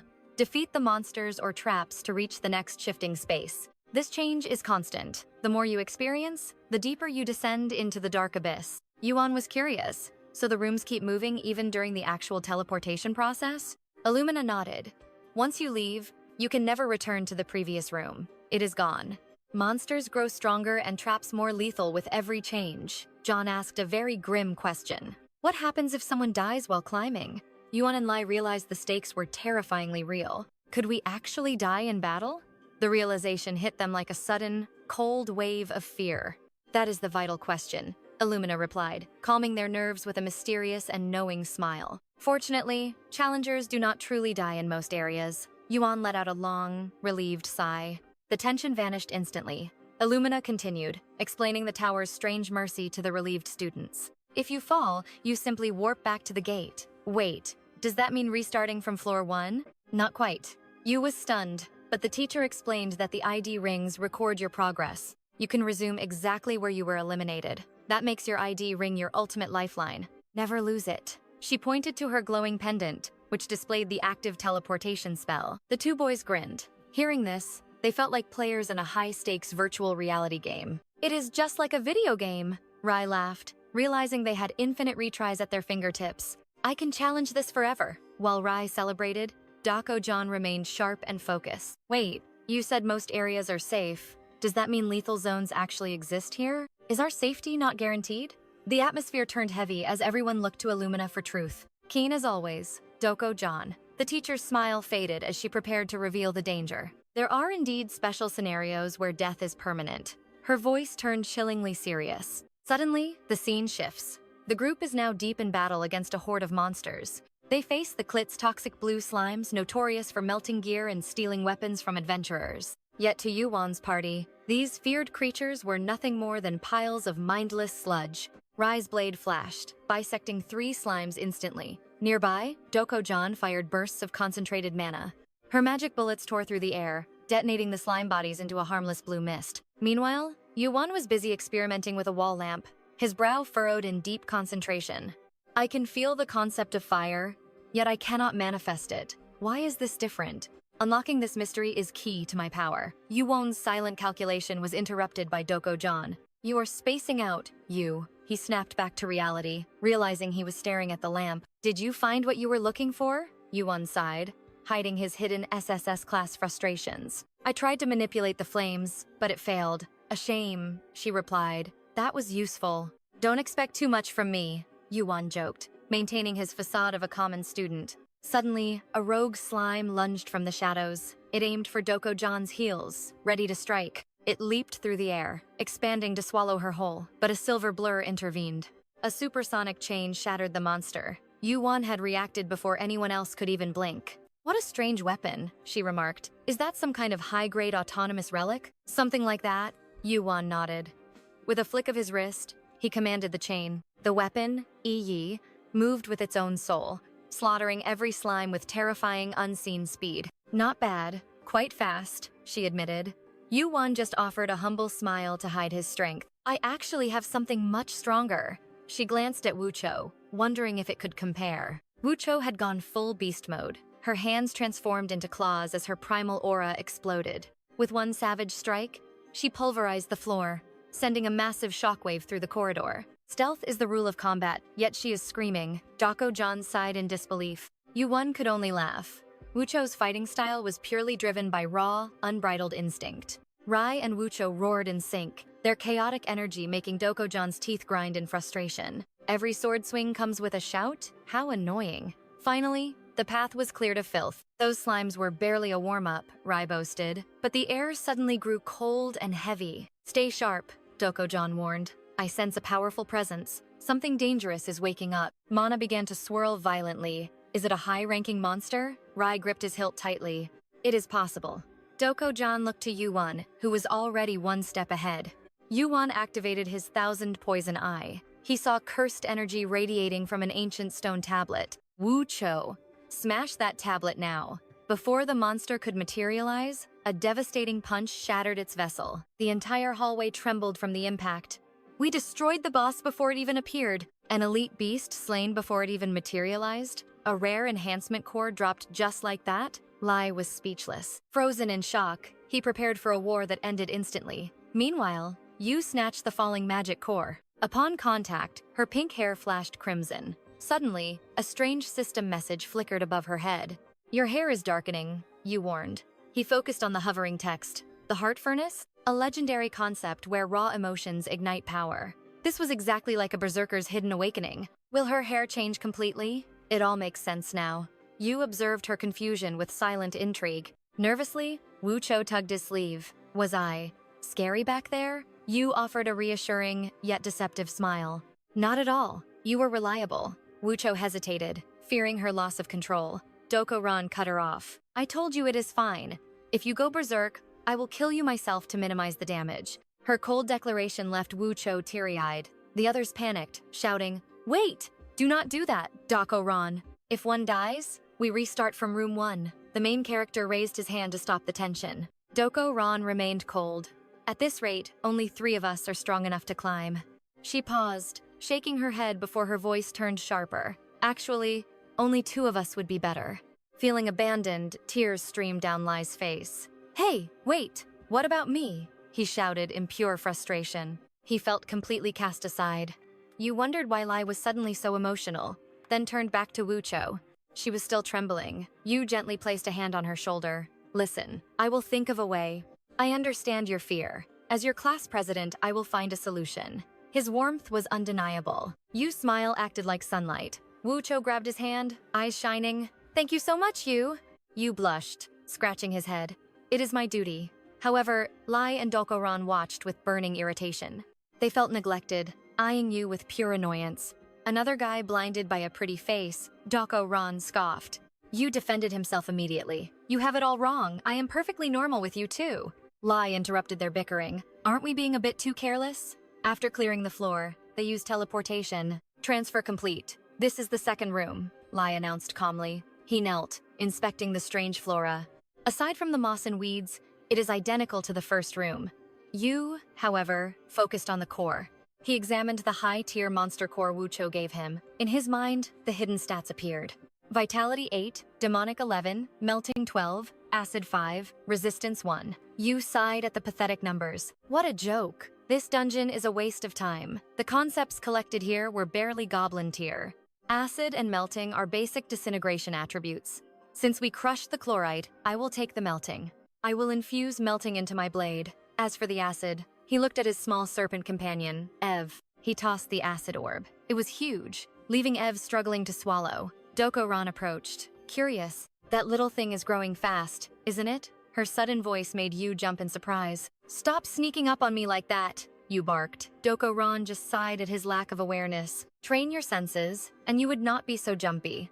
As they argued, Lai sensed a shift. The 2nd floor monsters are spawning. Can we get serious for once? Massive magic circles illuminated the floor. Before the monsters even manifested, Doko-ran fired a magic bullet, shattering the dark smoke instantly. Serious? This floor is just as pathetic as the 1st. She was bored, barely trying. A lion does not die from an ant bite, right? She shrugged, her arrogance on full display. Suddenly, a humanoid smoke entity emerged. An evil spirit, a malevolent creature that hunts for human mana. Lai immediately disagreed with her recklessness. If we are this careless, disaster will strike soon. I suggest. Let you handle the combat for the 2nd room. What do you think? A girl's suggestion shocked Lai. Knowing Yu's weak reputation, Lai protested. Are you crazy? That is suicide for someone like him. Doko-ran smirked, liking the idea. Actually, it is perfect. He needs to improve before next week's duel. She glanced at Yu teasingly, mocking his apparent weakness. Yu could only give a bitter, forced laugh. Fine, fine. I will see what I can do on my own. He started stretching his arms casually. Little did they know, the weakling was about to dominate. The secret SSS class power was ready. Anticipation clashed with dread as Lai warned Yuan of the lurking shadows, but the boy remained unmoved. His resolve was absolute. As Doko-jan said, survival required him to awaken his true power fast. Efficiency was everything. You two are my fastest path to growth, Yuan stated, leaving them no choice but to agree. Wucho nodded sternly. Fine, but the moment things turn lethal, I am stepping into the fray. Yuan smirked gratefully. Save your strength, Doko-jan. I will need your real mastery later on. Doko-jan chuckled with arrogance. I promise you this, kid, you won't die from exhaustion on my watch. Relieved by the backup, Yuan roared. Let's move, and instantly manifested the legendary AK-47 rifle. A lead storm erupted, shredding monsters into dust. Lai and Wucho stood frozen by the sheer devastation. What is that god-tier artifact? They gasped. Could this be the secret forbidden weapon of his world? Lai envied such firepower for his own army, while Doko-jan watched with sharp, calculating eyes. Not ki, but pure iron destruction. It could neutralize even rank 1 assassins with terrifying precision. A masterpiece for Murim, yet flawed by its linear path. In these tight corridors, danger was inevitable. One strike to his blind spot, and it is over, she mused. Suddenly, a shadow lunged from the darkness. A malevolent spirit struck from behind. Yuan, look out! Lai and 𝒕𝒖𝒅𝒏𝒕 screamed in pure terror. With godlike reflexes, Yuan drew his blade. One silver flash later, the spirit was cleaved in two. That was a close one, Yuan exhaled. His companions finally caught their breath, their hearts still pounding. Behold my blade, he said, ranked with lethal stats, Slayer 19 and Melting 12, a true monster killer. Surprised? He teased. I am more than just a marksman. The duo showered him with newfound respect. But peace was short-lived. A tidal wave of spirits surged from the shadows like a devastating flood. I am still a novice compared to you legends, Yuan replied humbly, masking his broken SSS class aura. He gripped his hilt until his knuckles whitened, preparing to slaughter every remaining nightmare in his path. 𝒕𝒖𝒅𝒏𝒕 gave an approving nod. The synergy between his lead and steel was undeniably perfect. Our protagonist stood tall, unfazed by the looming ambush. In this dungeon, he was the apex predator. The floor was nearly cleared, leaving only one pathetic spirit trembling in the corner, looking utterly defeated. The final pest, Yuan noted coldly. Once it falls, we take a short rest before descending further. His serpent familiar hissed, transforming into divine chains that bound the creature in an inescapable grip. While the others slumped down, 𝒕𝒖𝒅𝒏𝒕 poked at the dissolving remains with clinical curiosity. His blade is corrosive, she realized. He had already mastered the rewards from the previous trial. His form lacked battlefield experience, yet his growth was breaking every known law of martial logic. Lai and 𝒕𝒖𝒅𝒏𝒕 were speechless. Your tactical movement is genius. Only a true prodigy coordinates like that. Are you sure you are just a student? They laughed, oblivious to his hidden, overwhelming strength. Yuan rubbed his neck sheepishly, playing the lucky underdog. Oh, it was just a simple trick. Good job, 𝒕𝒖𝒅𝒏𝒕 admitted. That final strike was adequate. Yuan beamed like a happy child. You focus too much on speed, she critiqued. But you are better than some mindless brute swinging air. She shot a mocking glance at Lai, sending the knight into a fit of instantaneous, red-faced fury. Who are you calling an idiot? Lai barked. I was risking my life out there in the dark. Screaming while swinging at shadows is not fighting, she deadpanned. It is just embarrassing to watch. That is the orthodox style of my house, Lai countered, his warrior pride wounded and desperate. Ignoring the bickering, Yuan popped a cold soda. You guys really are a one-of-a-kind squad. Aren't you guys exhausted? He asked, his voice trailing off as 3 pairs of eyes locked onto him. 𝒕𝒖𝒅𝒏𝒕's shadow loomed over him. Yuan, are you seriously enjoying a treat without us? 𝒕𝒖𝒅𝒏𝒕's mouth watered. That heavenly sound and sweet aroma were driving them insane with jealousy. This? Yuan stammered, holding the can. It is just a common drink from the outside world. You get to leave. But we are stuck here, Lai growled, his envy reaching a boiling point. My bad. I only have a few, and they are strictly for emergency stamina recovery anyway. Yu tossed the drink aside. His bluff worked perfectly on the gullible group. I'll take floor 3, the swordswoman declared. Yu watched her, totally baffled. Weren't you letting me solo for growth? Her cheeks puffed out instantly. I can't let you drink that alone, she barked, hiding her embarrassment. Lai sighed. After resting, Yu ended the spirit's misery with one strike. The monster vanished. A shimmering warp gate appeared beneath their feet. Moving now, Lai signaled. Yu checked his hidden SSS class status window. Stats: HP 129, Soul 350. His growth speed was becoming truly monstrous. Mana 101, Poison Resistance 115. He was already surpassing Academy veterans. Incredible. I've already reached the Academy average with 0 effort. Even his basic swordsmanship was skyrocketing. The hidden potential was awakening. At this rate, the upcoming duel was winnable. Mastery was coming fast. A 200-point gap remained with Erector. A week seemed far too short. But training proved one thing. True SSS class talent thrives on technique. I need more training from her, he thought, glancing at 𝒕𝒖𝒅𝒏𝒕. No, relying on others was a trap. He needed absolute independence. The warp flared. Suddenly, they were plummeted into a void of darkness. You! Snap out of it!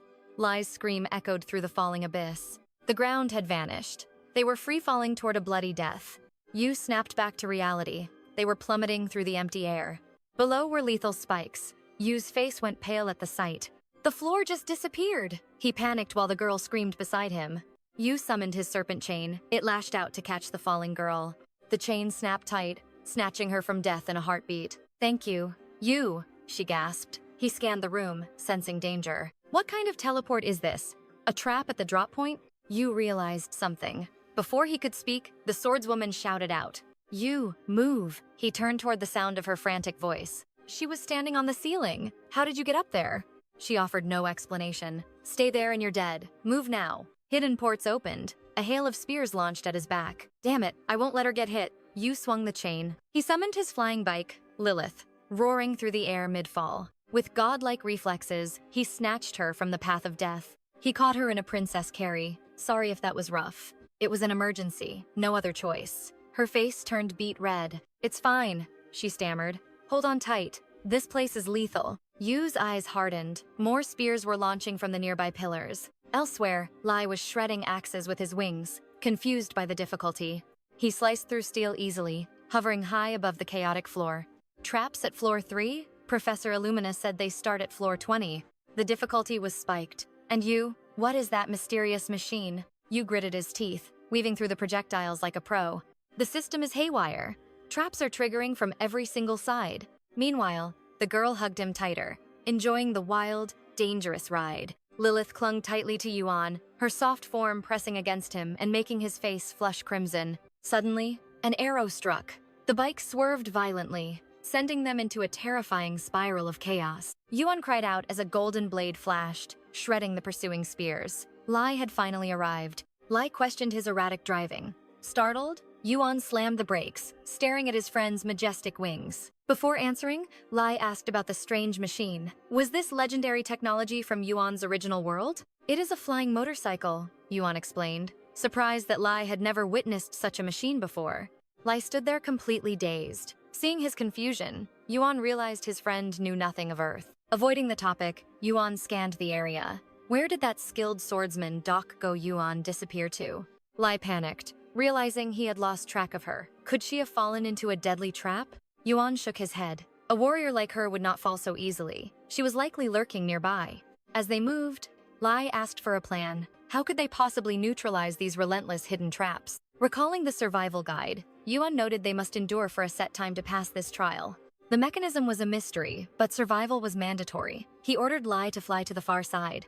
Lai nodded and took flight. Meanwhile, Yuan focused his gaze on the windows firing those lethal spears. The traps prioritized moving targets, relentlessly locked onto Lai. Yuan cursed his own reckless, impulsive haste. He had been a fool. Suddenly, 𝒕𝒖𝒅𝒏𝒕 called out, snapping Yuan back to the immediate danger. Yuan spun around and yanked the arrow from his bike. This damage to Lilith could be fatal. He needed everyone to stop their chaotic movement, but staying still meant certain death in this room. While searching for an escape, the arrow in his hand suddenly dissolved into a brilliant, golden light. Wait, what just happened? Yuan realized he had just absorbed a mysterious, powerful new concept. Why could he read it now when he failed before? There had to be a hidden reason. He frowned, thinking it might be a fluke. To test it, he reached for a nearby sword. The blade vanished instantly upon contact. Yuan stared at his palms, unable to believe his own eyes. 2 glowing runes floated in his hand. The concept was decapitation, not a simple physical sword. The true essence differed from its appearance. Before he could think, 𝒕𝒖𝒅𝒏𝒕 screamed out in terror. Yuan turned to see Lai being swallowed by a massive, surging tidal wave from the traps. "You idiot!" Yuan roared. Lai was struggling desperately against the crushing weight of the magical water. He had grown careless, thinking only weapons were dangerous. Now, a hidden toxin began numbing Lai's senses. His vision blurred as death approached. He was defenseless against the next wave of incoming projectile trap. Looking at the mountain of spears, Lai braced for the end. This was truly a hopeless situation. Sensing his comrade's dire peril, Yuan revved his engine and charged into the fray to save him. 𝒕𝒖𝒅𝒏𝒕 watched his back, remembering his words. He was gambling everything and refused to involve her. She whispered a prayer for his success. Yuan reached out, touching the acidic water mid-ride. New data flooded his mind. He had successfully gained over 10 points for acid and wave concepts. Just as he suspected, touching the water granted him the concept of waves, not mere liquid. Now the puzzle was complete. This was why he previously absorbed decapitation instead of a blade. Unlike the others, Doc Go Yuan moved effortlessly across the pillars, completely untouched by the chaos. She frowned, watching Yuan race toward Lai. What exactly was that mysterious boy planning to do? While speeding forward, Yuan refined his theory. The state of matter determined the concept he absorbed. Those hidden weapons targeted the neck, which is why their true essence was registered as decapitation. Having found the solution, Yuan shouted for Lai to stay back. He would handle this alone. He accelerated, driving straight into the path of the weapons while praying for his hidden power. He pushed the all-poison eye to its limit, desperate to see through the intent of the traps. The eye activated, revealing every hidden concept. Lai watched, terrified, as Yuan dove into the abyss. His eyes widened in pure shock. Was Yu actually diving headfirst into those deadly traps? Little did he know, Yu was already steps ahead. Forget absorption. Mixing and crushing their very essence will be enough. A conceptual sphere erupted from his palm, devouring everything in its path. Success! He cheered. Lai rushed over, face pale with intense worry. We almost died back there. Yuan laughed, masking his hidden power. He revealed the glowing orb. It seems the trap's energy condensed perfectly. Lai was speechless. Awakening a new skill while facing a deadly trap? Suddenly, a hail of lethal spears whistled through the darkening air. Dak Ho-jun moved like a blur, parrying every projectile instantly. Keep being this reckless, and you'll end up in a grave. Yuan exhaled. Meanwhile, Dak Ho-jun glared at Lai with cold disdain. Barely survived, yet you're still acting like a total amateur? A teleportation circle glowed beneath them, signaling the floor's brutal end. The final trap is cleared. Prepare for the next hell, 𝒕𝒖𝒅𝒏𝒕 warned. Why so harsh? He just escaped death, Lai shouted in frustration. Dak Ho-jun scoffed. Only a weakling lets such pathetic traps hit them. Lai's eyes burned with rage, but the swordsman only offered a smirk. Are you really asking that now? She turned her back on him. Yuan watched the chaos. These two really are a comedic duo. Despite the bickering, our teamwork is actually becoming quite legendary, he thought. But Dak Ho-jun quickly shattered his hopeful delusion with a glare. Once you're in my debt, I'll collect it with heavy interest. Scene change. The 4th floor. A crumbling labyrinth of ancient ruins. Yuan scanned the area. The ceiling is low. No aerial ambushes here. Good. He pointed ahead. Little Y, in AK-47 mode, opened fire. Bullets rained down on a spider, but they only produced useless sparks. Yuan's smile vanished. The monster didn't have a single scratch. Tower spiders, Lai warned. The most elite guardians of this realm. Yuan swallowed hard. Even his specialized bullets couldn't pierce their armor. Lai stepped forward. Their defense stats are randomized and incredibly high. Your current weapon isn't enough. Dak Ho-jun, show them your strength. The swordswoman nodded, her gaze sharpening like a whetted blade. Everyone, get back. Watch closely. Yuan, this is real power. Palm burst, she roared, channeling immense aura into her hands. A shockwave detonated, obliterating the spider horde in a single strike. Yuan stared in awe. A single blast. That's leagues above my firearms. Dak Ho-jun glanced back. Clean up the survivors. Don't be useless. A leader needs to be generous sometimes, she added with arrogance. Yuan seized the chance. He unsheathed his longsword, eyes focused. Lai, guard the rear. 𝒕𝒖𝒅𝒏𝒕, watch the ceiling for surprises. He approached the wounded spiders, ready to harvest the precious experience. She's surprisingly thoughtful for someone so cold, Yuan mused to himself. He gripped his hilt tight and lunged at a crippled monster. Expecting a killing blow, his blade met something far more solid. Asterisk clang, asterisk. The vibration rattled his bones. It felt like hitting solid diamond. It's too hard, Yuan gritted his teeth. His sword couldn't even dent it. Enraged, its eyes flared like blinding searchlights. The beast lunged at Yuan, thirsting for vengeance and blood. Yuan sidestepped with predatory grace. There's always a way, he muttered, thrusting his blade deep into the monster's skull. Its fatal weakness was exposed, and Yuan didn't hesitate. One strike. He did it. Yucho cheered in pure amazement. Lai sighed in relief, but Yuan remained stoic. Even after slaying a tower spider, his expression held no joy. Standard slashes are useless against this shell. Stabbing repeatedly won't work against a swarm. The tower spiders were formidable. Maybe they're too much for me? Yuan pondered. Then, a realization struck. I am such an idiot. I have that secret weapon. He recalled the S-rank item from the previous floor. Now is the time. He pulled out the concept orb, Cleave. Spending 20 points, he fused it with his longsword. Instantly, the steel erupted in a blinding molten glow. Let us test this compatibility. A system window materialized before him. Alert. The item is evolving into a legendary grade. Executioner's Longsword. Cleave. Stats surged. 30 magic, 19 lethality, 9 blood poison, and 12 melting damage. Across the field, the remaining spiders recovered from Dak Ho-jun's blast. Their eyes locked onto Yuan with murderous intent. The swarm lunged in unison, attempting to overwhelm him with sheer numbers. Yuan felt their bloodlust, but he remained calm. Gripping his sword, he drew it back, focusing his aura. Time for a test drive. He unleashed a devastating horizontal swing. With a single arc, 3 spiders were sliced clean through. Monsters that were previously invincible now fell like paper. Behind him, Lai's group watched in total shock. What the hell? Did he swallow a secret elixir or something? Doko-Jan narrowed her eyes, scanning for any hidden tricks. Her gaze never left Yuan as he stood among the corpses. However, Yuan looked confused. The cut was clean, but it feels off. Too much power was wasted. I overshot the force required. I must refine the technique. He prepared to swing again, seeking the perfect balance. As he practiced his lethal strokes, Lai and Yucho saw the endless swarm approaching. They could not just stand by. "There are too many! We have got your back!" Lai shouted, charging into the fray alongside his comrades. Meanwhile, Doko-Jan realized the truth. He had modified that blade.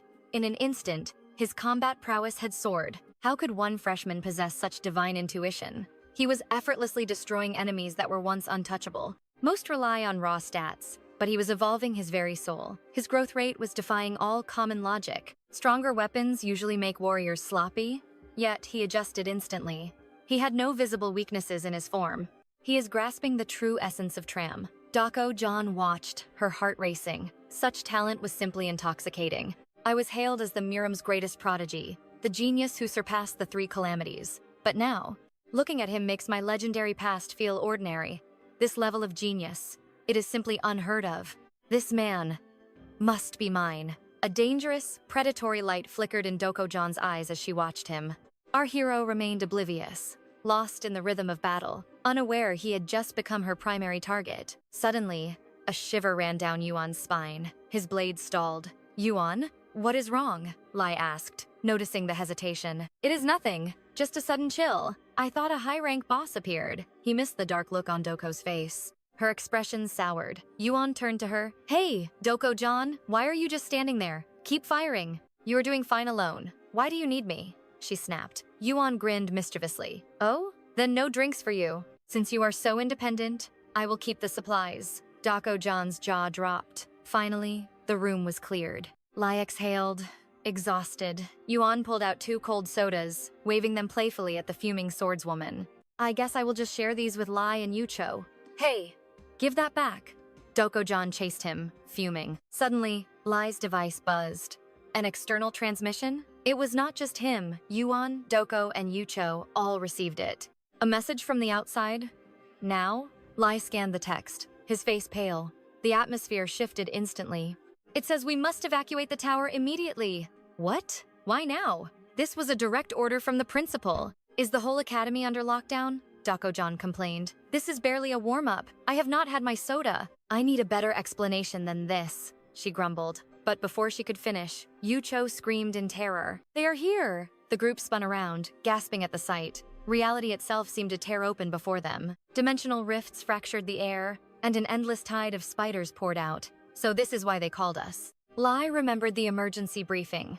"This is the disaster they warned us about, is it not?" Doko-Jan nodded, her gaze grim. Yuan let out a low chuckle. "No wonder the difficulty felt so broken. I checked my ID necklace, but it was dead. The signal is gone. We're officially trapped in this nightmare. This is exactly what the professor warned us about, a phenomenon so lethal that even elite students might not survive." "An irregular space," Lai muttered, his voice trembling. Meanwhile, a relentless wave of tower spiders surged toward us like a tide. My mind flashed back to Professor Illumina's lecture. She had spoken of a crisis where survival wasn't guaranteed for anyone. Even as freshmen, climbing the tower could trigger a space pirate invasion, plunging the entire trial into chaos and death. "What exactly are space pirates?" I asked. She promised to explain later, but the immediate threat was their abnormal, violent interference. Their presence creates the irregular phenomenon, a terrifying glitch that turns a standard expedition into an unpredictable, living hell. Normally, the tower's safety protocols prevent death, but when this occurs, the rules break, and everything becomes fatally real. Tower laws warp, safe zones vanish, and monsters multiply uncontrollably. The system itself starts working against us in every way. Difficulty levels skyrocket instantly. It's officially hell mode. On top of that, countless other system errors begin to spiral out. Just hearing the description made our faces turn pale. The mere thought of falling into such a trap was absolutely paralyzing. Fear gripped us like a cold hand. The professor looked at us gravely. The tower isn't a playground, it's a battlefield. Absolute safety is a lie. If you're ever caught in an irregular event, remember, your life is truly on the line. Snapping back to the present, the weight of the danger hit home. We had to act now before we were overwhelmed. Fighting this endless tide head-on was suicide. I immediately fired up my craft, grabbing 𝒕𝒖𝒅𝒏𝒕 to make a desperate escape. We sped away, but the spiders were relentless. They clung to our shadows, their screeching echoing through the narrow, dark corridors. We have no idea how many there are. Staying trapped in this tight space is a death sentence. We need to move. Their numbers are practically infinite, Dokojan muttered as the spiders flooded the hallways, their many eyes glowing with predatory hunger. She unleashed a devastating palm blast, clearing a path. Beside her, Lai's blade danced, sending sharp arcs of energy through the swarm. "Don't stop, Dokojan. Just focus on surviving," Lai shouted, his sword aura slicing through chitin and flesh with desperate precision. They held the line together, but I could see their energy fading. This relentless attrition was exactly what I feared would happen. They'd already slain dozens, but their stamina was hitting zero. Even worse, 𝒕𝒖𝒅𝒏𝒕's hair was beginning to undergo a dark, ominous transformation. She's gone silent, her expression blank. If her transformation completes, I don't even want to imagine the monster she might become. These spiders are too tough. I searched for a way out while Dokojan slumped over, her breathing ragged and heavy. "Your beast friend is losing it," she wheezed. "I can't keep this up much longer. My energy is completely drained. This is bad." She nursed her bruised wrists, the strain of her power clearly taking a toll. Without a break, we were all going to die. Without hesitation, I pulled a special carbonated drink from my inventory and handed it to her. Her eyes widened in total disbelief. "Just drink it." "I'll take the lead now," I said calmly. "Recover your strength while I hold back the tide of monsters."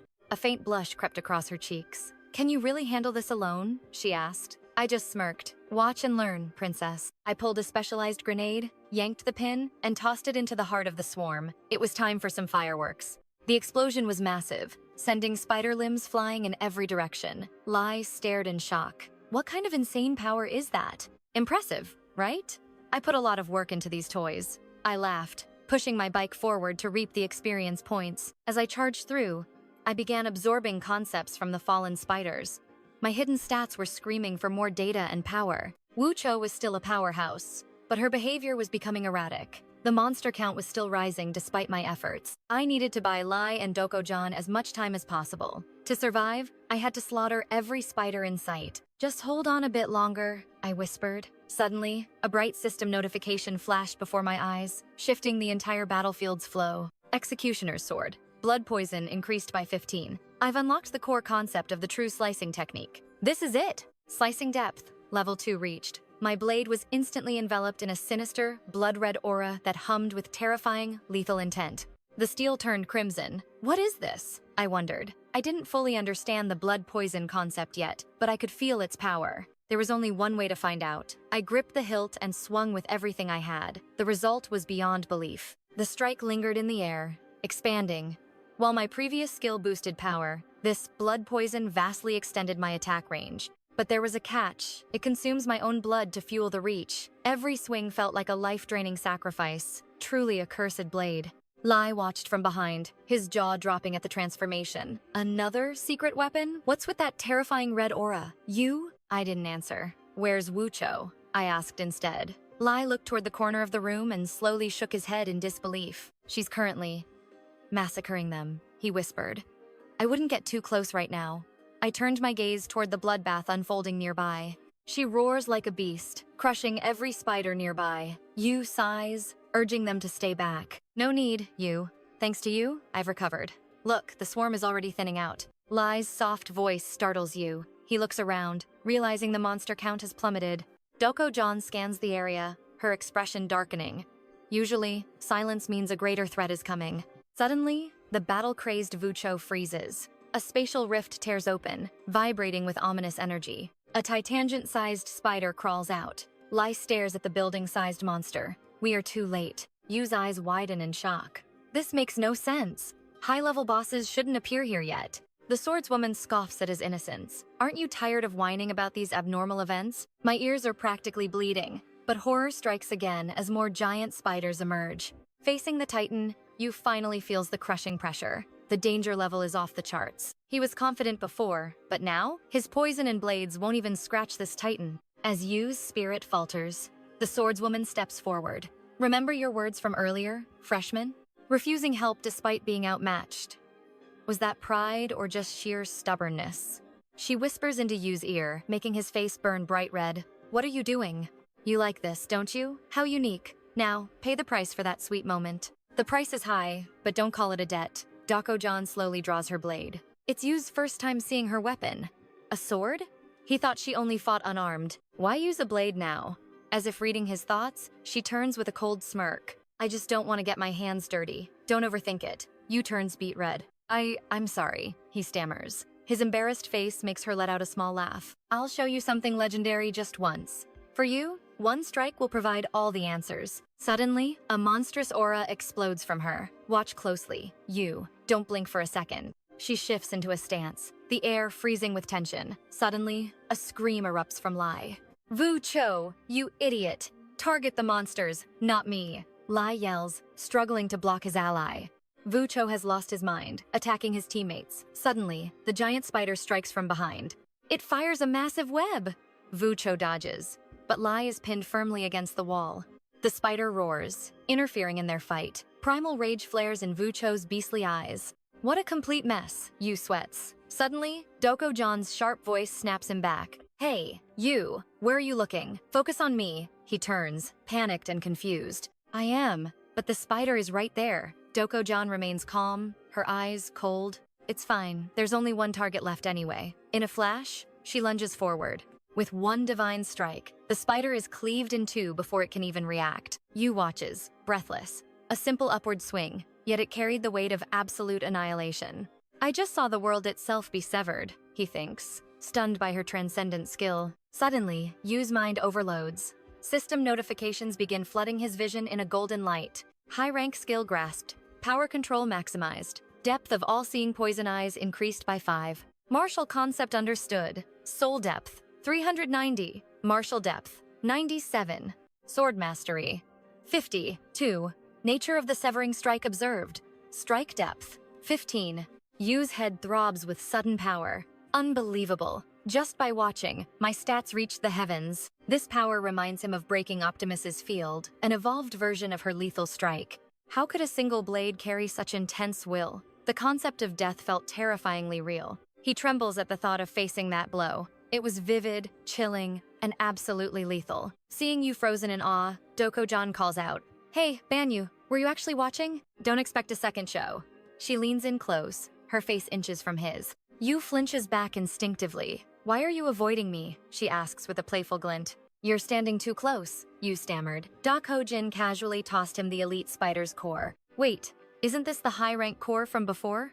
Yu stared at the SSS tier stats in total disbelief. Physical 11, demonic 12, carapace 15. Yu hesitated. Could he really accept the spoils of her victory? He looked at the swordswoman with a conflicted gaze. As if reading his mind, Dako-jin smirked. It's your reward, dummy. Just take it. Yu turned away, his face flushing with visible embarrassment. A strange romantic tension filled the air. Meanwhile, poor Lai was stuck watching this couple play. Unable to take it, he screamed, Stop flirting and help me!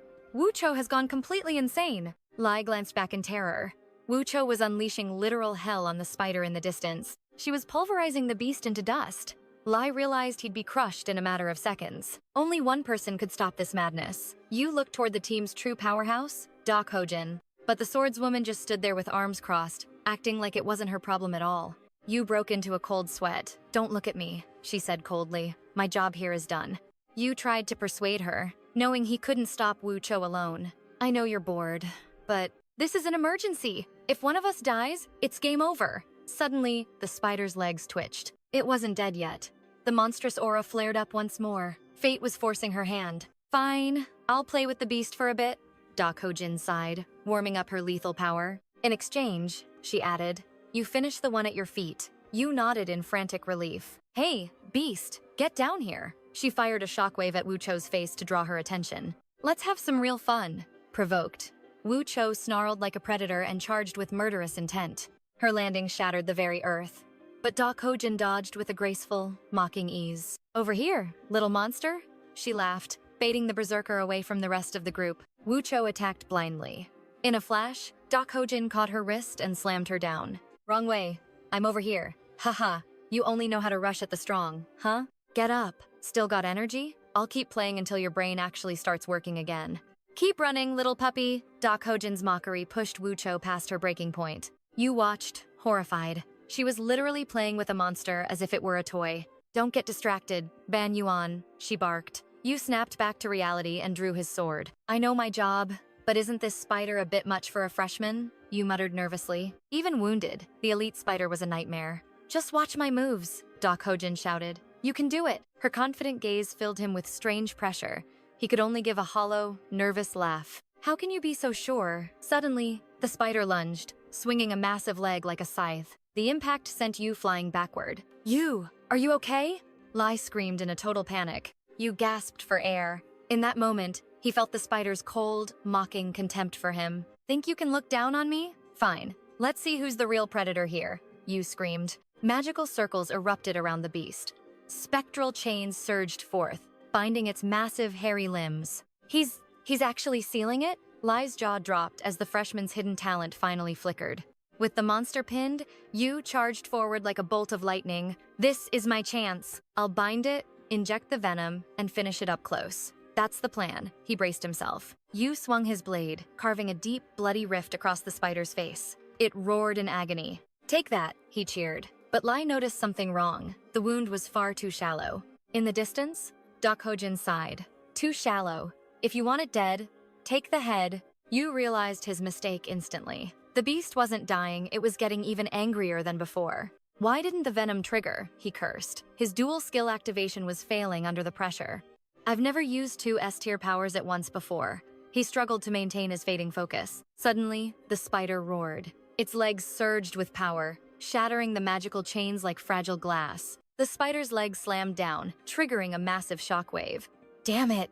Yu hissed, as Lai screamed in pure terror. 𝒕𝒖𝒅𝒏𝒕 stood frozen as the dust cleared, revealing Yu's silhouette. Against all odds, he had reacted just in time. His blade met the strike, but the sheer force rattled his bones, threatening to tear his very muscles apart. Panting heavily, Yu realized he'd barely survived. By shifting his blade's angle, he avoided a direct, fatal impact. A direct hit would have shattered his arms. Yet, in that split second, time seemed to stretch into eternity. Was it because he'd witnessed 𝒕𝒖𝒅𝒏𝒕's swordsmanship? Suddenly, a surge of power coursed through Yu's veins. In the heat of battle, his mind grasped the essence of flow. His comprehension level increased to level 5. Using his sword as a crutch, Yu stood tall. That single strike had awakened something dormant deep within him. He chuckled. It was incredible this freshman was uncovering hidden facets of martial arts that even experts miss. While he couldn't mimic the technique perfectly, Yu finally understood his path. A fierce battle intent began to radiate. Confidence surged as he faced the elite spider. "All right, monster," he muttered. "Let us go for round 2. Yu locked eyes with the beast, his expression chillingly serious. Enraged by the provocation, the spider lunged forward. The elite spider unleashed a flurry of strikes, its massive limbs blurring into a deadly dance of sharp claws. Miraculously, Yu's blade moved with mechanical grace. He parried every single blow, becoming an impenetrable wall of steel. Lai watched from the sidelines, heart racing. He noticed something extraordinary about Yu's movements in this desperate struggle. He was witnessing a high-level parrying technique. It wasn't just blocking. It was redirecting the enemy's momentum entirely. Done correctly, it minimizes damage and creates a perfect opening. However, the margin for error was absolutely zero. On a real battlefield, most warriors die before mastering this. It was a gamble that cost most their lives. Normally, people choose safer paths. After all, you only get one life. But Yu was defying all logic. How could he execute such a refined technique under this pressure? Hadn't he claimed to be a total amateur?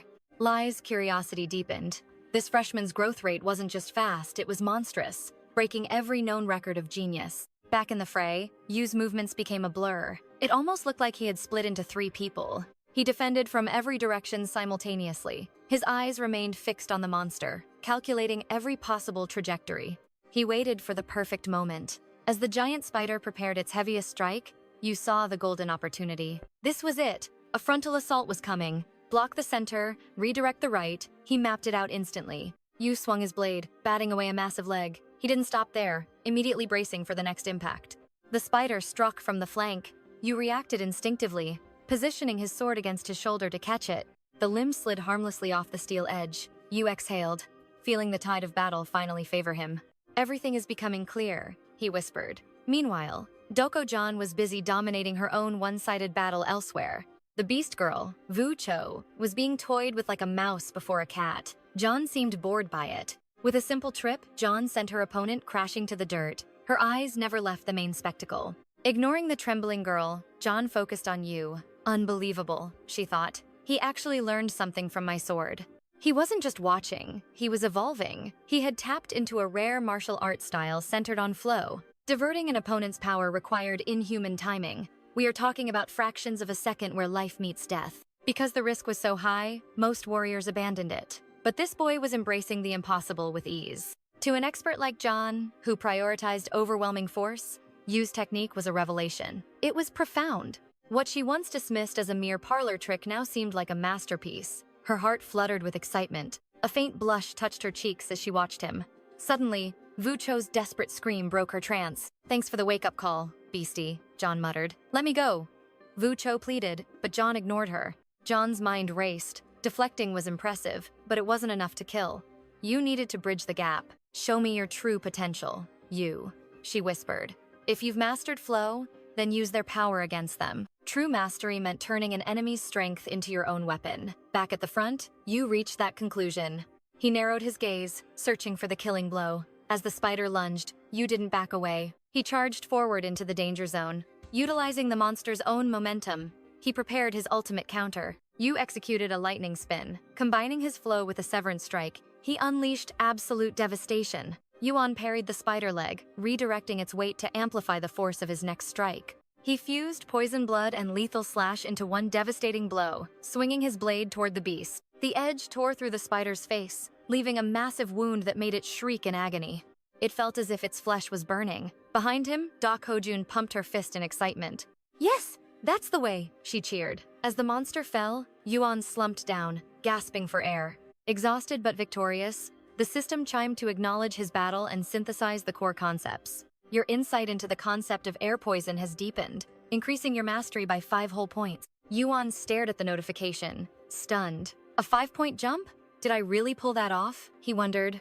Before he could even check his status, the frantic voices of Lai and Ho-Jun broke his peace. "Hey, Yuan, help me out here," Lai shouted, still hopelessly tangled in the thick, sticky spider silk. Meanwhile, Vu-Cho was relentlessly attacking Dok-Ho-Jun. "And deal with this one too," she yelled. Yuan forced a wry smile. "You guys really rely on me for everything just because I'm strong." "But you're a genius," Lai cried, tears in his eyes. "I'm trapped and my magic is totally sealed." Ho-Jun nodded in grim agreement. "This thing is unreal. I wish I was the one stuck instead."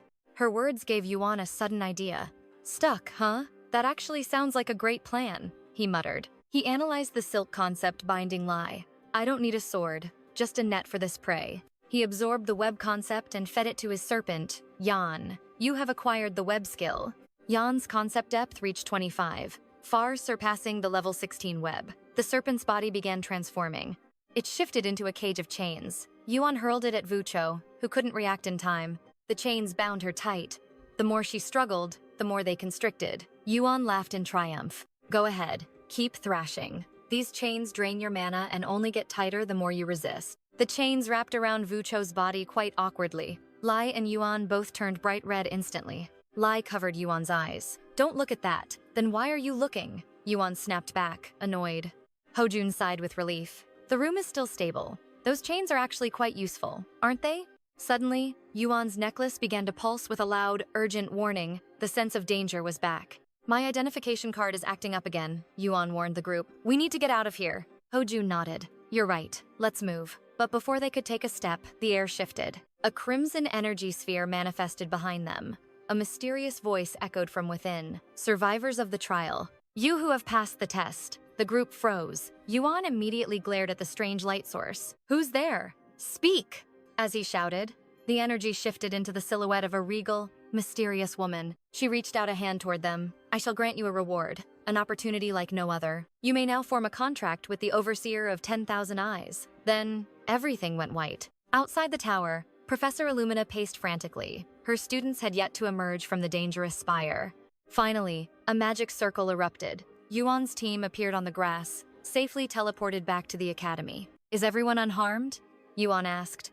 Lai looked around in a daze. Are we back at the entrance? Seeing them safe, Illumina rushed over, her face pale with worry. Are you okay? Is anyone hurt? Seeing her on the verge of tears, Yuan smiled to reassure her. We're fine, Professor. Please, relax. Illumina's heart was still pounding. The emergency evacuation had failed, and she had feared the absolute worst. The system glitched and no one was coming out. I truly thought you were gone, thank God. Tell me what happened in there. The group flinched at the question. Yuan scratched his head awkwardly. Well, it is a bit complicated. Maybe we should sit down in the office first, Yuan suggested. Later, in a quiet area, the protagonist finally asked about the chaos outside. What exactly happened here? We were dragged into a distorted world after the fourth floor changed. What was going on here? Illumina's expression turned somber. It is a tragedy, Yuan. A student was murdered by an outside intruder. The academy is trying to handle it, but the victim's teammates are currently in a state of despair. Pure agony. The intruders were behind those anomalies. Illumina's warnings echo. Space pirates are hunting fresh meat. They kill freshmen for certificates. No respawns, only darkness. Yu breaks a sweat. Did we catch them? Illumina sighs. They escaped. Students were helpless. John's eyes narrow. This exam was rigged. Even outsiders want Babel's power. Freshmen are easy prey, killing elites to steal tags, to ruin the academy's name and infiltrate the floors. So, fighting them is just another mandatory trial? John mocks her. Illumina stands there, speechless and shaken. His logic is flawless. Illumina can't find a rebuttal. She looks cornered. This top academy is clearly twisted. Intruders on academy grounds? Yet the school was helpless? Their reputation is crumbling. The group falls into silence. Only Illumina disagrees. You have it all wrong, John. We protect you, but the tower is lawless territory. Inside, you're alone. The tower itself welcomes these killers. It's the tower's will. She bows in deep shame. The swordswoman snaps. The tower's will? I'm leaving now. She teleports instantly. Illumina is too slow to react. Yu steps forward. Understand her, Professor. We saw hell. Illumina senses the darkness. Yu, tell me everything. Yu hesitates, then reveals the truth of their encounter. We met a Watcher of the Stars before returning. Illumina pales. The omnipotent guardians, the cosmic observers, they find favorites and offer contracts. They're transcendent beings. They grant god-tier mana, skills, and legendary artifacts. Power for a price. Most can't refuse such divinity. In a world of strength, their gifts are everything. They are the ultimate partners. Illumina regains her focus. A Starguard here? Yu nods. He spoke. A chilling voice, promising power if I obey him. Yu looks troubled, but Illumina's eyes sparkle with joy. Incredible! A contract offer on your very first day? This is historic. The Academy has never seen this. To be chosen so early. Your potential is monstrous. She misses their grim faces. Yu remains deeply skeptical. Is it really that good? Illumina nods like a fanatic. I'd never lie. Yu remains uneasy. Something is wrong. What's the Academy's stance on these Starguard contracts? Illumina answers instantly. Neutral, but we urge you to accept. Yu realizes the trap. So the Academy encourages these contracts? Exactly. The tower is a magnet for these cosmic beings. Contractors are the ones destined to reach the very top. Yu's suspicion peaks. This place is hiding dark secrets. What defense works against mysterious intruders who hide their true nature? Yuan's thoughts were a tangled mess until Illumina broke the silence. Curiosity sparkled in her eyes as she asked what the entity demanded. The entity wanted a blood sacrifice, promising power if one killed the other. Illumina froze in horror as Yuan detailed the Guardian's sinister proposal. The Guardian claimed only those craving ultimate power deserved its dark blessing. The memory of that cold command echoed, "Slaughter your comrades for me." A promise of servitude and reaching the tower's peak in exchange for blood. The entity's icy voice lingered, beckoning them toward a path of slaughter. Yuan felt disgusted. To murder friends for power? It was pure madness. Defiance burned in Yuan's eyes while he worried about Doko John's reaction. But Doko John didn't break. He stepped forward with a chilling, resolute gaze. "Leave me alone," he snarled, unleashing a terrifying wave of spiritual pressure. Illumina was speechless. That boy's willpower must have been at its limit. He forced the Guardian back. Yuan nodded, but the cruelty was haunting. Is the tower sealed then? If so, our training plans are ruined. Security is tightening, Illumina explained. No one enters the tower this week. Yuan panicked internally. He needed more strength before his duel with Erector. The clash is on Tuesday, yet the path to power is now blocked. A heavy weight settled on his shoulders. This setback could be fatal. What now? Yuan scrambled for a solution as the clock kept ticking. Professor, I have a recording of the incident. Should we report it? Illumina paused, then agreed, though she sensed the heavy atmosphere between them. She wanted a full briefing over dinner, but the team looked shattered. Her gaze drifted to Vucho, who sat silently in a dark corner. Yuan shook his head. Everyone is beyond their breaking point, Professor. Illumina offered a gentle smile, promising to protect them from future harm. Go rest, she urged. Don't let today's darkness cloud your potential. Lai looked slightly relieved, offering a weary weekend greeting before leaving.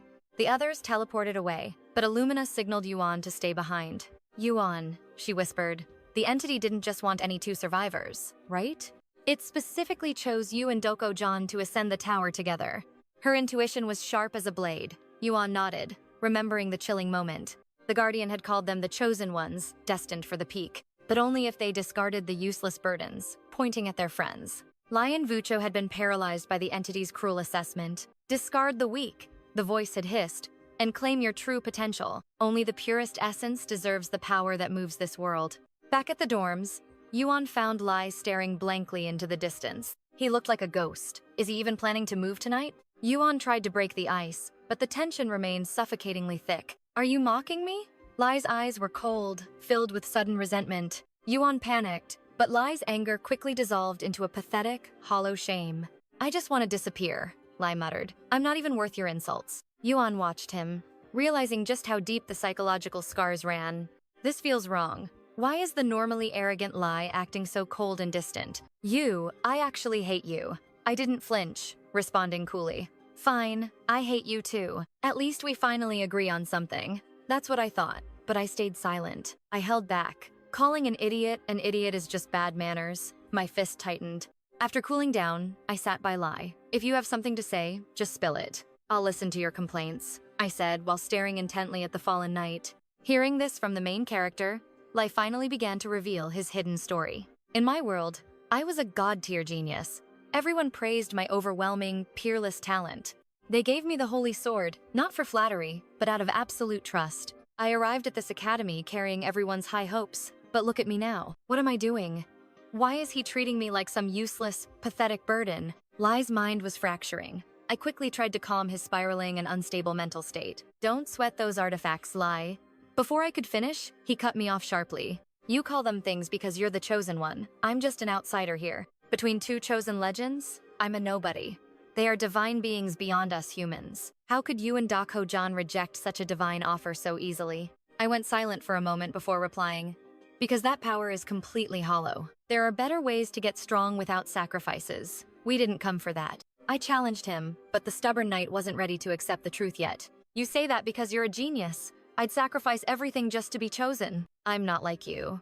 I would have taken that deal in a heartbeat to win. I'm terrified and full of resentment. His face twisted into a mask of pure agony. Time blurred as we finished. Later, after a shower, I saw him lying there.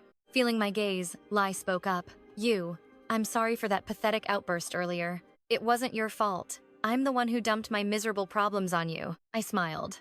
We're comrades, aren't we? I'm always here to listen. Don't sweat it. I'm heading out. Drink this hot chocolate. Sweets always wash away the bitterness. I placed the cup down. Lai whispered a soft thanks as I slipped out. Stepping into the hall, I realized how much he'd changed. I'll be more careful. Suddenly, Doko-Jan appeared in the hallway, running toward me with a smile. Oh, you're back. Glad I didn't have to go in. I nearly jumped. What are you doing in the male dorms? My eyes nearly popped out. Shh, it's only a crime if you get caught. She smirked and dragged me away. We sat on a wooden bench outside. Is the cafe too crowded today? I asked. She ignored me and cut to the chase. So, how's your little burden doing? That struck a nerve. Stop calling him that. Why are you being so harsh? She scoffed. Am I wrong? He's just a pathetic amateur who can't adapt. He blindly swings his power like a child. He's totally incompetent without help. Lai isn't talentless, I snapped back. His swordsmanship and potential are very real. She saw right through him. The problem is, that power isn't actually his, His strength and instincts are all borrowed from that sword. You know it too. Without it, he's just a regular guy who chokes under the slightest pressure. He's a ticking time bomb of failure. She listed his flaws with brutal honesty. I massaged my temples. Fine, I get it. Just stop before you list everything. She went silent, her expression shifting into something much more serious and grim. This is critical. If his courage fails and his spirit breaks, it's all over for our journey together. That beast was already at its limit. Her silence spoke volumes, but the message was clear enough for him. He understood her perfectly. Still, he wondered, was she mocking Lai, or was this her own way of worrying? What about you? He asked. You acted so strange before the gods and professors. Are you truly all right? Yuwon's genuine concern made the swordswoman's face flush crimson. Are you actually worried about me? She stammered. Why not just use your skills to check? She blurted. He sighed. Your face tells the story better than any skill. I just want to know if you're okay. He pulled a steaming cup of hot chocolate from his pack. She took the cup, a small spark of warmth in her heart. Asterisk. He's comforting me, isn't he? Asterisk. She sipped and nodded. Hot chocolate is meant to be sweet, he replied calmly. Her icy shell finally began to crack and melt away. Thanks for worrying, but I'm fine. I was just frustrated. Yuwon leaned in. What exactly set you off then? I'm not sure. Do you think I share the same mind as that entity with 10,000 eyes? Is that what you believe? Her question caught him off guard. She began explaining the dark truth of their nature. If those two are useless, I'll simply eliminate them. Yuwon's heart sank. This conversation was taking a dark turn. What kind of nonsense is that? He demanded. Her expression turned cold, sharp enough to cut through the air. That's why I'm irritated. If I were truly ruthless, I'd only keep those with real, undeniable power. I could kill them with just my indifference. Perhaps I was wrong to agree to this soft method. She spoke with a voice dripping in bitterness. Meanwhile, our protagonist remained silent, absorbing the weight of her words. He took a slow sip of chocolate. Is that so? Yes, she replied, her voice now eerily calm and detached. So, you're just being a fool then? His teasing tone made the fierce swordswoman's face explode in pure rage. She whipped her head away, fuming. Asterisk, I share my deepest secrets, and this is the mockery I get. Asterisk, do you honestly believe they have talent? She snapped. Yuwon met her gaze with eyes of absolute, unwavering confidence. Absolutely. No matter how legendary the artifacts, without raw talent, they would never have survived this long. Lai is a gifted prodigy, but he's shackled by that holy sword. He can't adapt to battle's chaos. And Yucho? Her potential is limitless, but she's trapped by her own inner demons. If they can only cover each other's weaknesses, their true talent will exceed our wildest imaginations. Yuwon offered a knowing, confident smile. His assessment left the white-haired warrior in deep thought. Though skeptical, she chose to gamble on his words. Fine, I'll trust you. If they train hard, the results will eventually prove who was right. Yuwon's eyes shimmered with triumph. So, you'll help them? As you said, if they overcome this and grow, I'll admit you were right. But if they fail, you'll be the one taking full responsibility. She locked eyes with him, leaving him slightly stunned. Before he could react, she pushed forward with her conditions. I'm setting aside my judgment for these fools. Don't make me regret it. See you at dawn. And bring those two brats. She vanished instantly, leaving Yuwon standing there without a word to say. Time flew, and by the next morning, the grueling training began. Lai and the warrior clashed in brutal combat. The air screamed with every strike. As expected, Lai was utterly overwhelmed by her crushing speed and power. He couldn't even touch her. One casual blow sent him flying toward Yuwon. Hey, Yuwon, he gasped out. It sounded like a final will. I'm here! Yuwon rushed over, meeting Lai's resentful, tear-filled, blaming gaze. You said you'd teach me, so why am I the only one getting beaten to a pulp? Yuwon stammered. Before he could make an excuse, the warrior stomped the earth, her voice a thunderous roar. How pathetic! This is basic body tempering.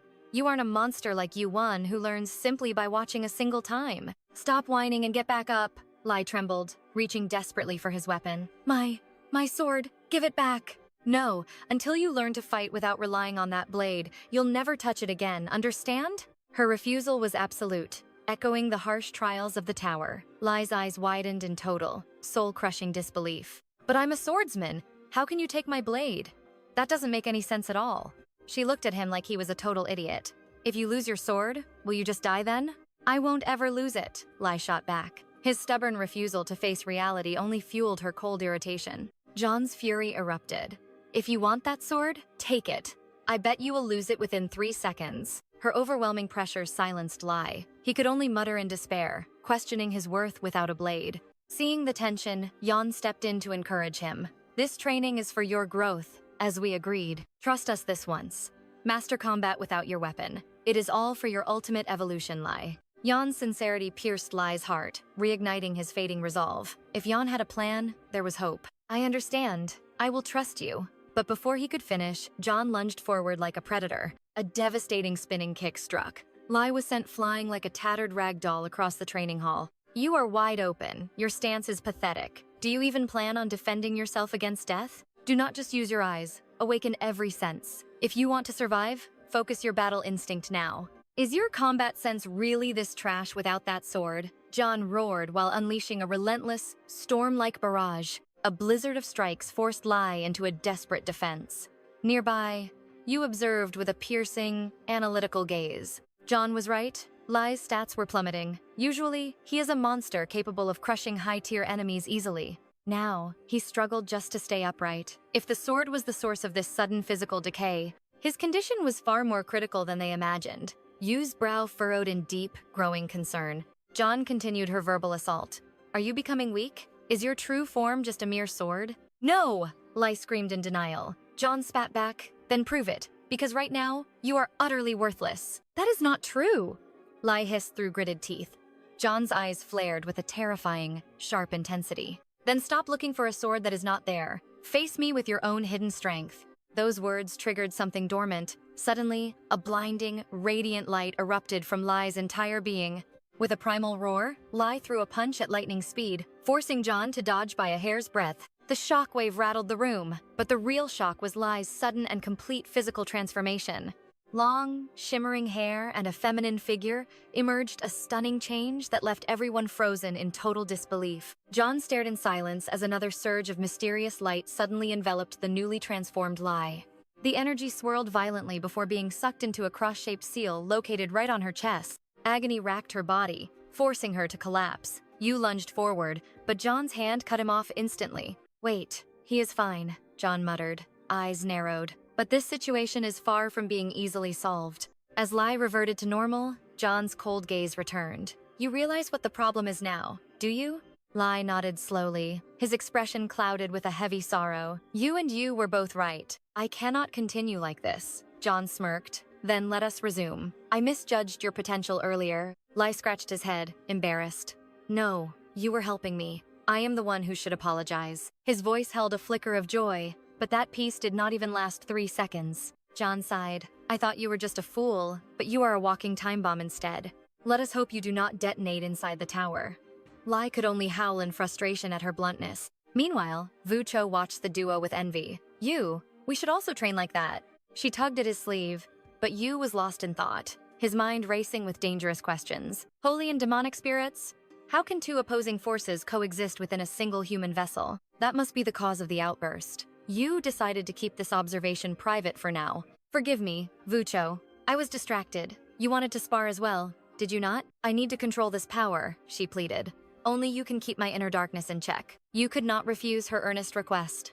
Fine. He walked toward the rack, noticing her unusual fervor. Was yesterday's incident that impactful? He tossed her a wooden sword, and the new session began. The girl hesitated, her wild aura trembling. Is this okay? She asked, her voice cracking with the fear of her own unstable power. I need to control this strength and finally be useful, she pleaded, her voice echoing with a desperate and burning resolve to change. You couldn't say no to those eyes. He nodded and headed toward the weapon rack, noting her unusually fierce motivation on this day. Was yesterday's trauma the catalyst for this change? He tossed her a wooden sword, ready to begin their secret training session together. We must set our own pace, far from their noise. Let's gradually escalate the intensity. 𝒕𝒖𝒅𝒏𝒕 nodded, understanding perfectly. Yu gripped his blade. Let's begin. But as their eyes met, a sudden realization struck him like a thunderbolt. Wait, wasn't this supposed to be my dream academy life? My idealized youth wasn't meant for chaotic, bloody battles. It should be about boys and girls sharpening their skills together. This is it. I'm truly lucky after all. My dream is reality because of 𝒕𝒖𝒅𝒏𝒕. He beamed, his nose reddening with joy. She asked, shall I start? Yu signaled to proceed. Suddenly, his pink-haired friend's aura shifted. She entered a state of pure, terrifying combat madness. Within 5 minutes, Yu was desperate. He commanded his spirit snake to transform into chains to restrain her frenzy. Hold her tight. Don't let go no matter what. Yu screamed, his face pale as the training turned lethal. The chains drained her mana, pulling her back from the brink. Her consciousness returned. "Are you awake?" Yu asked. Yu's eyes were blurred with tears. Seeing his battered face, Wucho realized the grim truth of her own power. She covered her mouth in horror. "Are you okay? How many times has this happened?" Yu looked utterly soul-crushed. "I lost count. Maybe over 10 times? But look, I'm still in one piece." He forced a weary smile. Wucho broke down, sobbing with guilt. "I'm so sorry. You're suffering because of me." Her eyes were devastated. Yu gently patted her head. "I promised to help. I was prepared for this, so please, don't be sad." His warm voice made her face flush, but their tender moment was shattered by a sudden, thunderous, angry roar. Dakojan's voice exploded through the air. They both jumped, looking like they'd been caught in a scandal. "I'm dying in training while you're out here flirting with a beast?" John barked, dragging a limp Lai along. "Flirting? I almost met my maker," Yu protested. John narrowed her eyes, clearly not buying his desperate excuse. Whispering sweet nothings to an innocent creature? Wucho panicked, trying to explain that Yu was just being kind. John glared with deep suspicion. "Is that so? Or does this beast have some hidden, devious, dark motive?" Wucho turned beet red. John finally stopped teasing, her tone becoming ice-cold and serious for their next lesson. "Being distracted is an insult to your opponent. Clear those thoughts, beast. You must focus on the battle." Yu watched Wucho's shy reaction. She used to be so positive, but now she seemed timid and heavily burdened. Yu decided to act. "The professors gave me permission to take one person off the island. I'm choosing you." John started fantasizing immediately, but Yu ignored her, focusing entirely on the pink-haired girl standing before him. "Wucho, come outside with me. Let's go on a date." The bold declaration left the others frozen in shock. Soon, the plan was in motion. Yu and Wucho were browsing a boutique while John's voice screamed through comms. "I warned you about this," Yu sighed. "It's just a quick trip. We'll be back before the sun sets." John ranted about the dangers of night outings. In the background, Lai was practically weeping from sheer, bitter jealousy. "Am I just your roommate, Yu? Why her and not me?" Yu snapped back. "Are you my mother? Chill." Suddenly, Wucho stepped out of the fitting room, blushing furiously. "Does this look okay? It feels a bit revealing." The outfit accentuated her hidden beauty perfectly. Yu was speechless, giving a frantic thumbs up to hide his face. "It's truly beautiful," he managed. On the screen, Lai and John were losing their minds with envy and rage. "Just wait until you return," they yelled. Ignoring them, Yu and Wucho finally began their walk through the city. It was her first time beyond the academy walls. "Everything is so massive," she exclaimed, her eyes sparkling. Yu chuckled. "Pretty great, right? Let's explore the shopping district over there." Wucho followed him, full of wonder. But the crushing crowds were overwhelming. "I'm going to lose him," she thought, reaching out in a sudden panic. Yu sensed her fear and firmly grabbed her wrist. "Sorry, I forgot this is all new. Stay close." Stepping beyond the academy walls for the first time, she was breathless. "It is incredible! I never knew the world was this vast." The massive city was a maze of wonder. She scanned every corner, her gaze filled with the pure curiosity of a newcomer. Yu gave a soft, knowing smile. "It is. I have only been out here twice myself. Shall we head toward the shopping district?" Wucho agreed and hurried after him. But she soon realized how easy it was to be swallowed by the massive, surging crowd. "If I am not careful, I will lose him," she panicked, reaching out her hand through the suffocating crowd to find his shadow. Yu caught her wrist just in time. "Sorry, I forgot you are not used to crowds," he said, his voice laced with concern. "I am okay," she whispered, her heart skipping a beat. Seeing her relief, Yu did not let go, gently leading her through. He grabbed her hand. "It's crowded. Stay close." Then, he shyly looked away. Hiding his blush, he led her. Wucho nodded. They spent the day exploring joyfully. Exploring street food and plushie shops, the city's charm finally lifted her heavy spirit. At an outdoor diner, Yuan asked, "Are you really okay with this monster meat?" He worried for nothing. Wucho was already digging in with a huge, happy smile. "This is why I love it. It's delicious," she exclaimed with pure, radiant satisfaction. Yuan smiled as she hummed a happy tune, enjoying the meal more than expected. Unbelievable. Such great food, she thought, feeling deeply grateful for Yuan's kindness today. Suddenly, her face darkened. Yuan noticed instantly. "Is something wrong? Don't like it?" "No," she sighed. "I'm just overwhelmed. You've given me so much. Clothes, food, everything. Yet I've done nothing for you.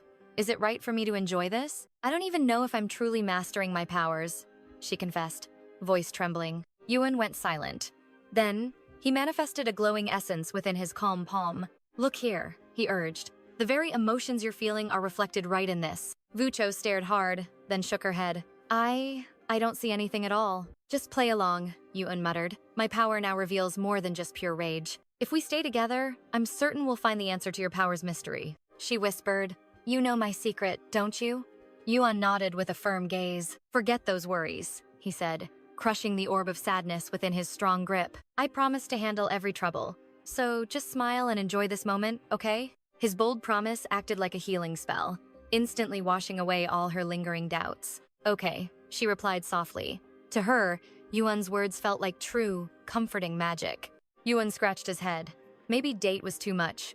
I'll call it something else. No, don't change it, she blurted. I want to be closer, to understand you better. Like 𝒕𝒐𝒏𝒕? She's scary to others, but she truly seems to like you. 𝒕𝒅𝒏𝒕 shook his head. She doesn't like me. She just wants a sharp weapon. 𝒕𝒐𝒏𝒕 laughed. You really think so? She felt relieved he wasn't perfect at everything. I thought you were an all-knowing mage. I was wrong. I'll work harder now. You bought me gifts, so let me pick a killer outfit for you next. 𝒕𝒅𝒏𝒕 grinned. Sure. Don't worry about the cost. Let's just enjoy the day.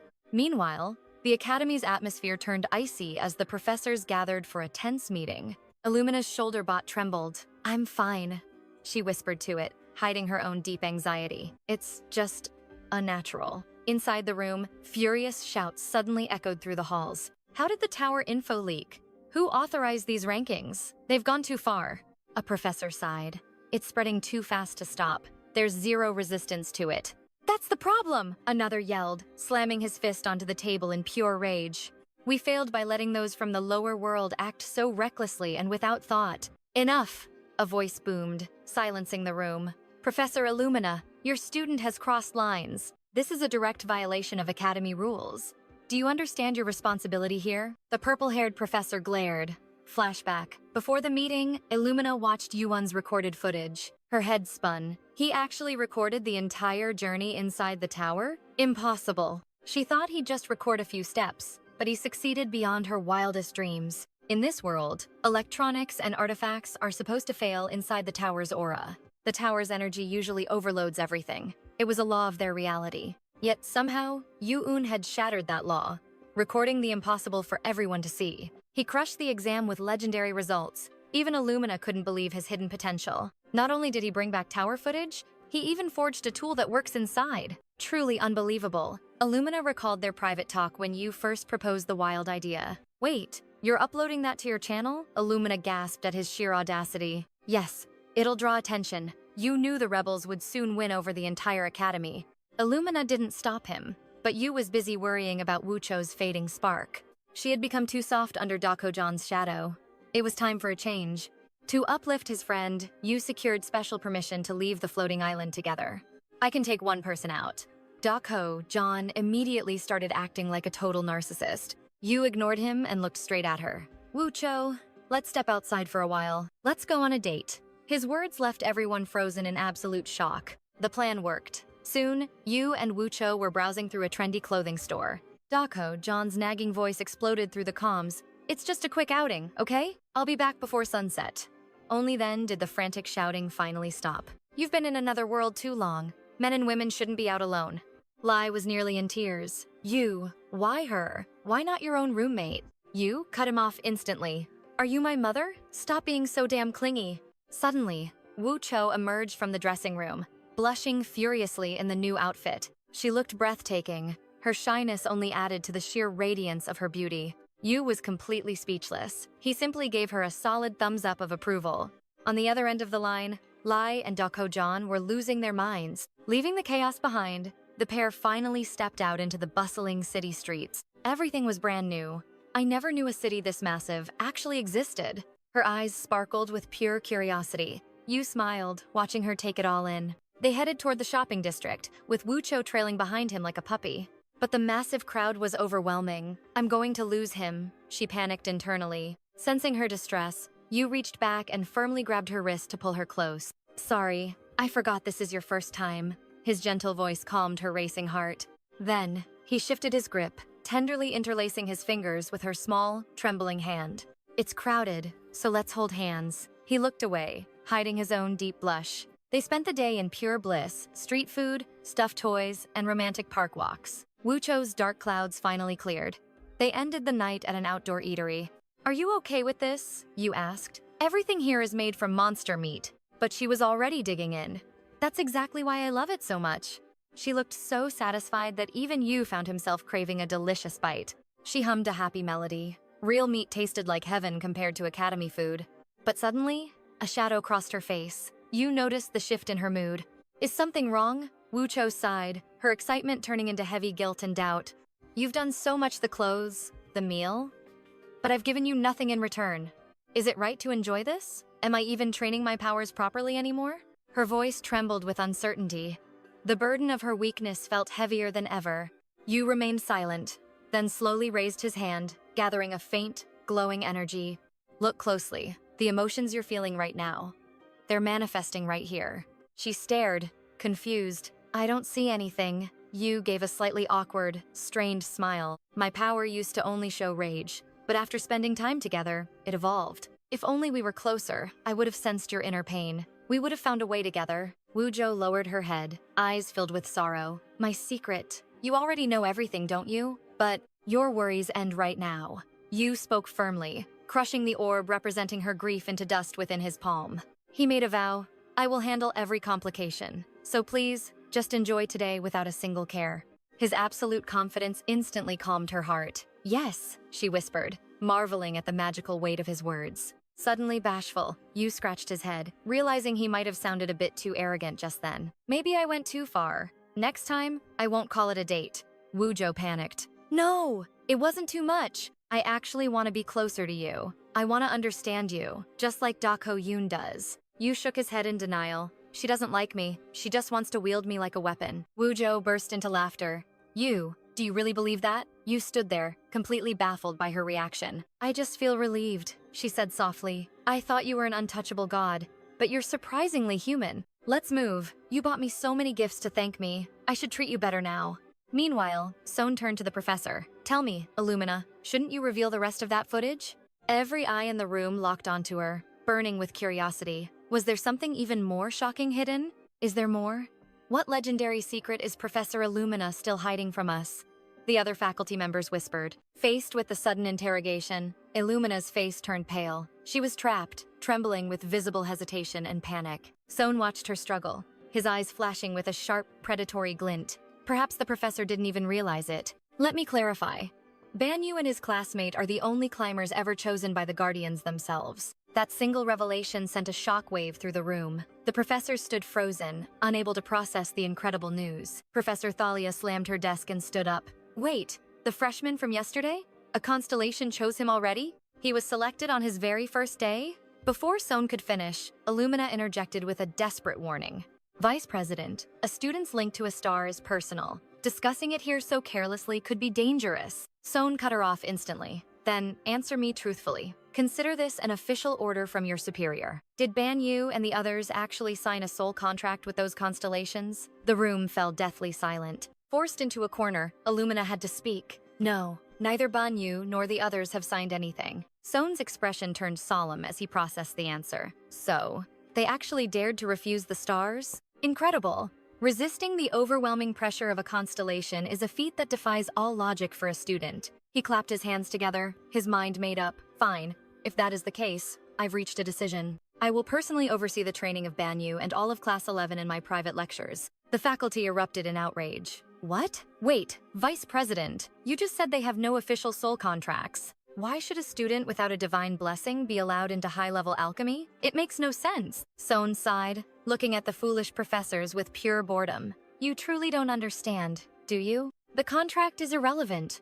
The fact that they were Time's chosen times is proof enough of their monstrous potential. Since they refused the first offer, every other star will be hunting them now. They are ultimate prizes. I am the guide for those recognized by the stars.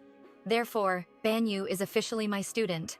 Understood?" His eyes flared with a terrifying light as he scanned the room. A suffocating pressure crushed their spirits. The overwhelming aura left the professors with no choice but to submit. They couldn't even breathe against his power.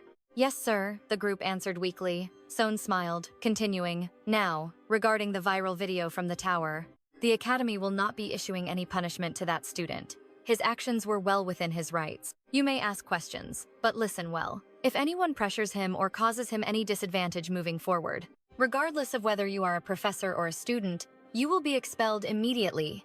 Mark my words. Keep this engraved in your minds. This meeting is over. Go finish the first week with some dignity.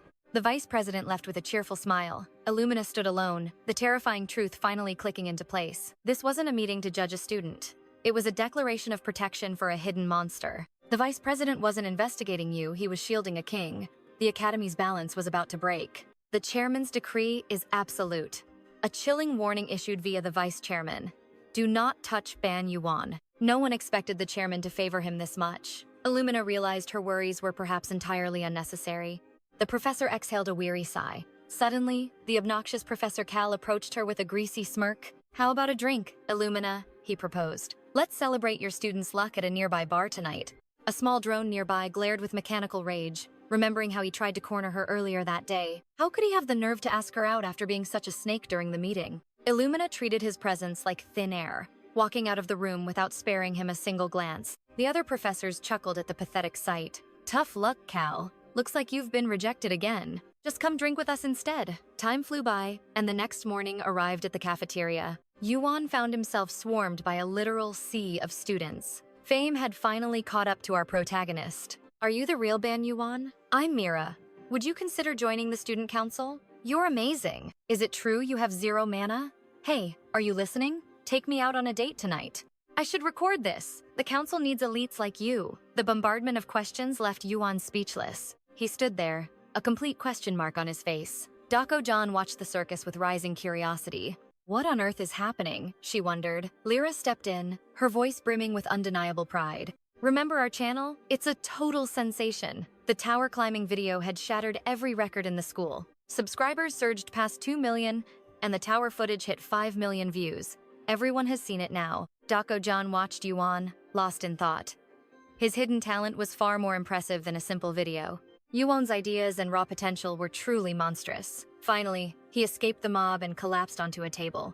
It's only Monday morning, he groaned. On the opposite side, 𝒕𝒖𝒅𝒏𝒕 beamed with a bright smile. You're doing great, Yuan, Lyra chimed in, unable to resist teasing. Enjoying your celebrity status, Mr. Star? Yuan smirked back, better than being hated just for breathing. He then turned to Lyra with a realization.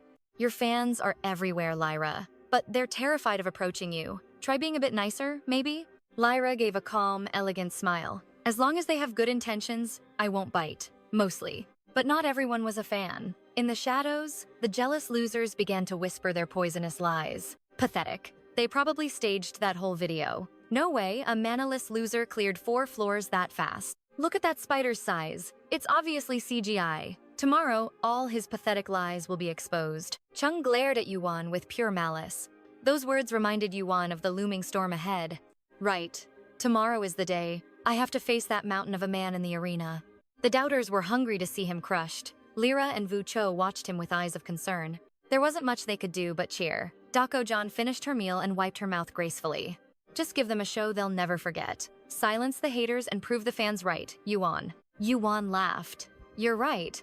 Besides, it's a golden opportunity to farm even more subscribers for our channel.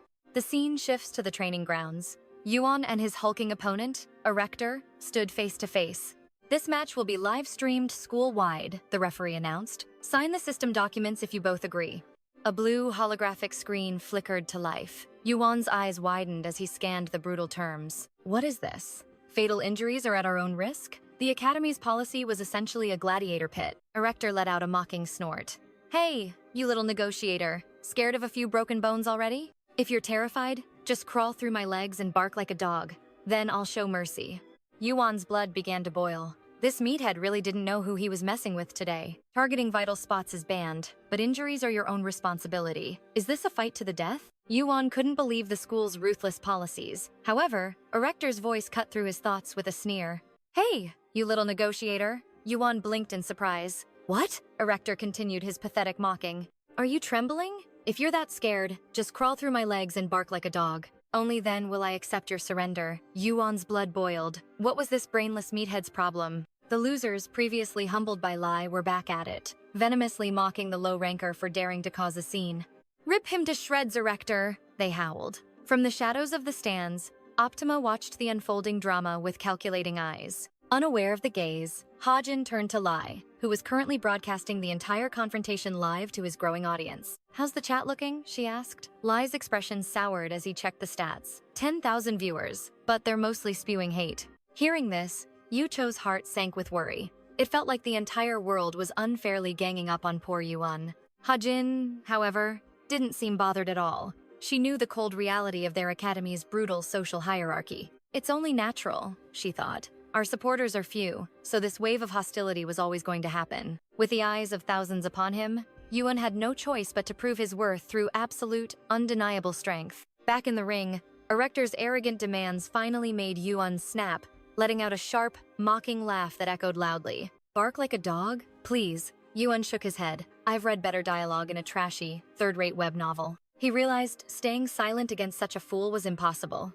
"You've worked hard on your provocations, haven't you?" Yu-un teased. "But do you actually have the power to back up those pathetic threats?" The atmosphere grew heavy as the taunt landed. Erector's face twisted into a mask of pure, unadulterated fury. "Let's see how long that smug attitude of yours lasts." Yuan merely shrugged, turning his back with a casual air. "If you're so confident, quit talking and just come at me." He drew his blade with a sharp metallic ring, gesturing for the giant to attack. The ultimate provocation was set. Erector's teeth gnashed in primal rage, every fiber of his being burned with the desire to crush Yuan into dust. "Professor June, start the match now," he roared. "I'm going to tear this brat into bloody pieces right here." The sheer bloodlust in his voice made the professor break into a cold sweat as he hurriedly gave the signal. Class 1's Erector versus Class 11's Yuan begin. Instantly, the giant lunged forward with a devastating opening strike. He wrung a fist as heavy as a wrecking ball, aiming to end Yuan's life in a single, crushing blow. Die. Yet, Yu-un remained eerily calm. He noted the giant's overconfidence, watching the clumsy attack descend with a bored expression. "Too slow," he muttered. With a fluid step, he spun through the air, effortlessly dancing around the massive, lumbering fist. In a flash, Yuan's blade struck home. A precise blow sent the giant's head reeling as his massive frame hit the dirt. Against a titan like this, the most effective weapon was the specialized movement technique Yuan had spent weeks perfecting. Memories of grueling night sessions with Ha-jin flashed through his mind. Her voice still echoed clearly in the arena. "A half-baked technique is a death sentence," she had warned. "You must adapt your senses to every new rhythm of battle. When the chaos hits, stay calm. Use your agility to find the path through the storm and strike when they blink." To master it, Yuan had pushed himself to the brink of exhaustion until the movements became as natural as breathing. "I will attack with every ounce of my speed," she'd said. "Counter me just once, and you've finally passed the test." Under Ha-jin's relentless assault, Yu-un had been pushed to his limits, his eyes even welling up from the sheer intensity. Back in reality, Yuan's gaze turned cold. He analyzed the giant, realizing the man's combat style was riddled with fatal flaws. Erector couldn't even graze him. Every reckless swing left the giant wide open, exposing his weakness for all to see. Across from him, Erector staggered, his mind reeling. He couldn't comprehend how a supposed low-ranker had actually landed a blow. A strangled cry escaped his throat, but as the sound emerged, the stone-hard skin on his face began to spiderweb. The stone armor shattered, leaving him screaming in agony. Yuan watched with a satisfied nod. His plan had worked perfectly. "I infused my blade with wave energy," Yuan explained. "It's the ultimate counter for a rigid, stone-like defense like yours." The vibrations had bypassed the armor, wrecking him from the inside. Erector looked up, his eyes filled with a murderous insanity. You dared to wound my perfect body?" The giant's roar was that of a wounded, cornered beast losing control. Yuan stepped closer, his presence cold and commanding. "If you're just going to whine, then stop wasting everyone's time. Surrender now before the pain gets worse," he warned. But the arrogant giant was far too consumed by rage to listen. Erector's body trembled with a violent fury. Without a word of warning, he swung his massive arm to seize the boy. But to Yuan's eyes, the movement was pathetic. With a light, graceful leap, he easily cleared the desperate, reaching hand. This effortless evasion drove Erector over the edge. "A low-born insect from a trash dimension dares to mock me?" His eyes turned pitch black as thick white steam erupted from his cracked skin. His aura was turning truly monstrous now. Activating a forbidden skill, his hands grew even larger, pulsing with a dark, destructive power as he prepared for blood. "I will kill you," Erector roared, raising his massive fist to strike. The arena shook, but his bulky arm only made his movement slower. To Yuan, this was pathetic. He smirked at such a brainless assault. Try a new tactic, or I will have to end this quickly. Blinded by fury, Erector lost control and attacked without any real strategy. Yuan moved like a shadow, calmly channeling energy into his sharp blade. As the stone fist fell, Yuan's sword struck the massive rocky limb. One slash shattered the arm, making Erector howl like a wounded beast. From his office, Vice Principal Cho sighed at the meaningless, one-sided fight. Mockery turned to shock as the crowd began questioning everything they saw. Rai grinned wildly. Even seeing this live, it felt hard to believe. His growth is monstrous, Vu Cho replied, stunned by Yuan's incredible power. The thugs trembled. How could a low-born trash dominate a high ranker? Are the skills shown on his channel actually real? They muttered fearfully. Even Professor June stood frozen, silenced by the chaos on the field. Just 1 week ago, he was weak. What happened in those days? Under June's gaze, Yuan glowed with a majestic and overwhelming golden aura. Suddenly, an urgent message arrived from the High Council of Supervising Professors. Looking at the broken Erector, Yuan wondered what his next move was. Striking a fallen foe felt cowardly. Get up and fight me properly. But June intervened. Stop! The council has decided to end this match. Erector is unfit to fight. For safety, we declare the match over. Yuan was stunned. The timing of this intervention felt biased and wrong. Yuan felt something was off as they stopped the match so suddenly. If I were bleeding, they wouldn't care, Yuan thought with bitter irony. Professor June, wait, Yuan argued. But his protest was silenced instantly. You have no say, Ben Yuan. Leave the arena this very instant. Gritting his teeth, Yuan was forced to accept this hollow, frustrating result. He turned to leave, annoyed that there was no clear winner declared. Suddenly, June screamed, Wait, Erector, don't move, you cannot fight anymore. Yuan turned and saw the broken Erector trembling, trying to stand up. Kneel to a lowborn? Never. I will tear you limb from limb. His right arm swelled like a tank, charging forward with murderous intent. June could only scream in vain for the enraged student to stop. Yuan's patience snapped. This unfairness was making his blood boil with rage. He drew his blade, cold and ready. Why should I run now? Erector ignored the warnings. He thought the rules only applied to others. The professor's bias and this fool's pride were truly making Yuan sick. With eyes like ice, Yuan's gaze turned lethal as he prepared himself. In a flash, he swung his blade, severing Erector's massive right arm. Erector collapsed in shock, clutching his bloody stump and screaming in agony. June rushed over, desperately trying to stabilize the boy's severe, life-threatening injury. He hurriedly began operating the system to save the dying student's life. Suddenly, a mysterious system window flickered before Yuan's startled, widened eyes. Steel Titan and volcano traits? Yuan stood frozen, sweat dripping down him. Confusion gripped Ban Yuan as a strange system window flickered before his eyes while June cleared the battlefield. With a cold efficiency, the assistant professor warped Erector's mangled body and severed arm to the medical wing. June then turned his fury toward Yuan, demanding to know why he ignored the order to stand down. Yuan nonchalantly sheathed his sword, claiming the chaos following the duel made it impossible for him to react. June roared at the obvious excuse, but his rage was silenced by a sudden high-level holographic transmission. Vice Principal Zhan's authoritative voice echoed through the room, commanding the assistant professor to stand down immediately. June's arrogance vanished instantly as he bowed, leaving the stage to the school's true power player.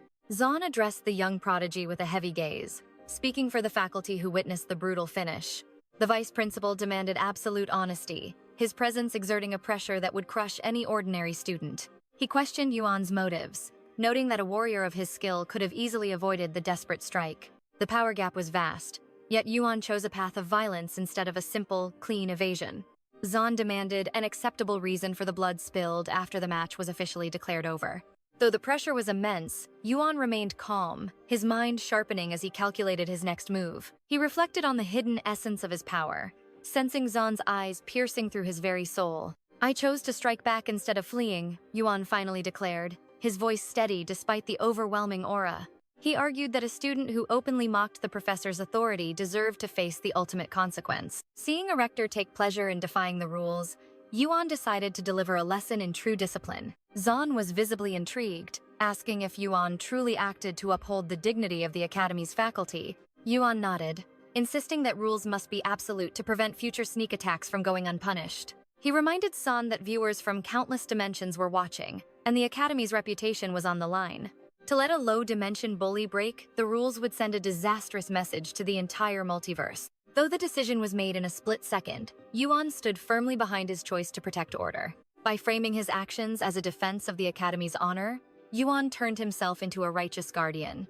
Zon couldn't help but smirk, impressed by the boy's brilliance in turning a personal duel into a public necessity. While the logic was sound, Joan reminded him that only the school holds the right to pass judgment. As the atmosphere grew tense, Joan sneered, convinced that the vice principal was about to break the brat. Yuan immediately lowered his head in a show of perfect humility, acknowledging Zon's supreme wisdom and authority. "I will accept any punishment the school deems fit," he stated, effectively neutralizing any further hostility.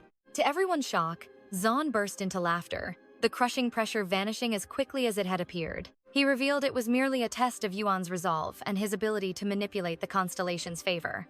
The verdict was final. Yuan acted in self-defense against a student who had lost all control and honor. While Yuan's friends celebrated the victory, Jun stood there looking like a complete fool in front of everyone. Before Jun could utter a single protest, Zon silenced him with a look of pure, icy contempt. The vice principal blamed Jun's incompetence for the entire incident, leaving the assistant professor pale and trembling. The matter was closed, as Zon noted that reattaching a limb was a trivial task for the Academy. "Punishment?" Professor Shone chuckled. "I never intended to discipline you from the start. I'm simply curious about your motives." Sean paused, his sharp gaze piercing through you. "You have a silver tongue, you, and a terrifying resolve to sway the constellations." Sean rendered his final verdict. A rector is at fault for ignoring the match-end signal. He attacked an unarmed opponent. Yu's actions were pure self-defense. The victory was sealed. Lai and Yucho celebrated wildly, but Assistant Professor Jun stood there like a total fool. "Professor?" But Sean cut him off coldly. "That is enough. Assistant Professor Jun, cease this pathetic display. If you had controlled a rector's rage, this wouldn't have happened. The responsibility for this chaos lies with you." Jun turned pale, silenced by Sean's authority. Sean ended the matter, effortlessly reattaching a rector's severed arm, a trivial task for a master. "The duel ends here. Everyone, return to your seats. Yuan, you are dismissed." Yuan breathed a sigh of relief. He bowed quickly, eager to leave the stage. Suddenly, a chilling whisper brushed his ear. Professor Seo's voice. "See you very soon." A shiver ran down Yuan's spine. He hurried back to rejoin his waiting teammates. "You did it!" Lai cheered loudly. "That hidden swordsmanship? It was absolutely legendary." Wu Cho sighed with immense relief. "I'm just glad you're not hurt, Yuan." Yuan nodded, a tired smile appearing. Those brutal tower grinds finally paid off. Hojan stepped forward, eyes narrowed. "You've changed. That new power. How is it?" Yuan rubbed his neck sheepishly. "It's all thanks to your hellish training, Hojan." Her expression turned deadly serious. "Stop joking. You absorbed his arm, didn't you?" Yuan froze instantly. His mind raced back to the heat of the battle.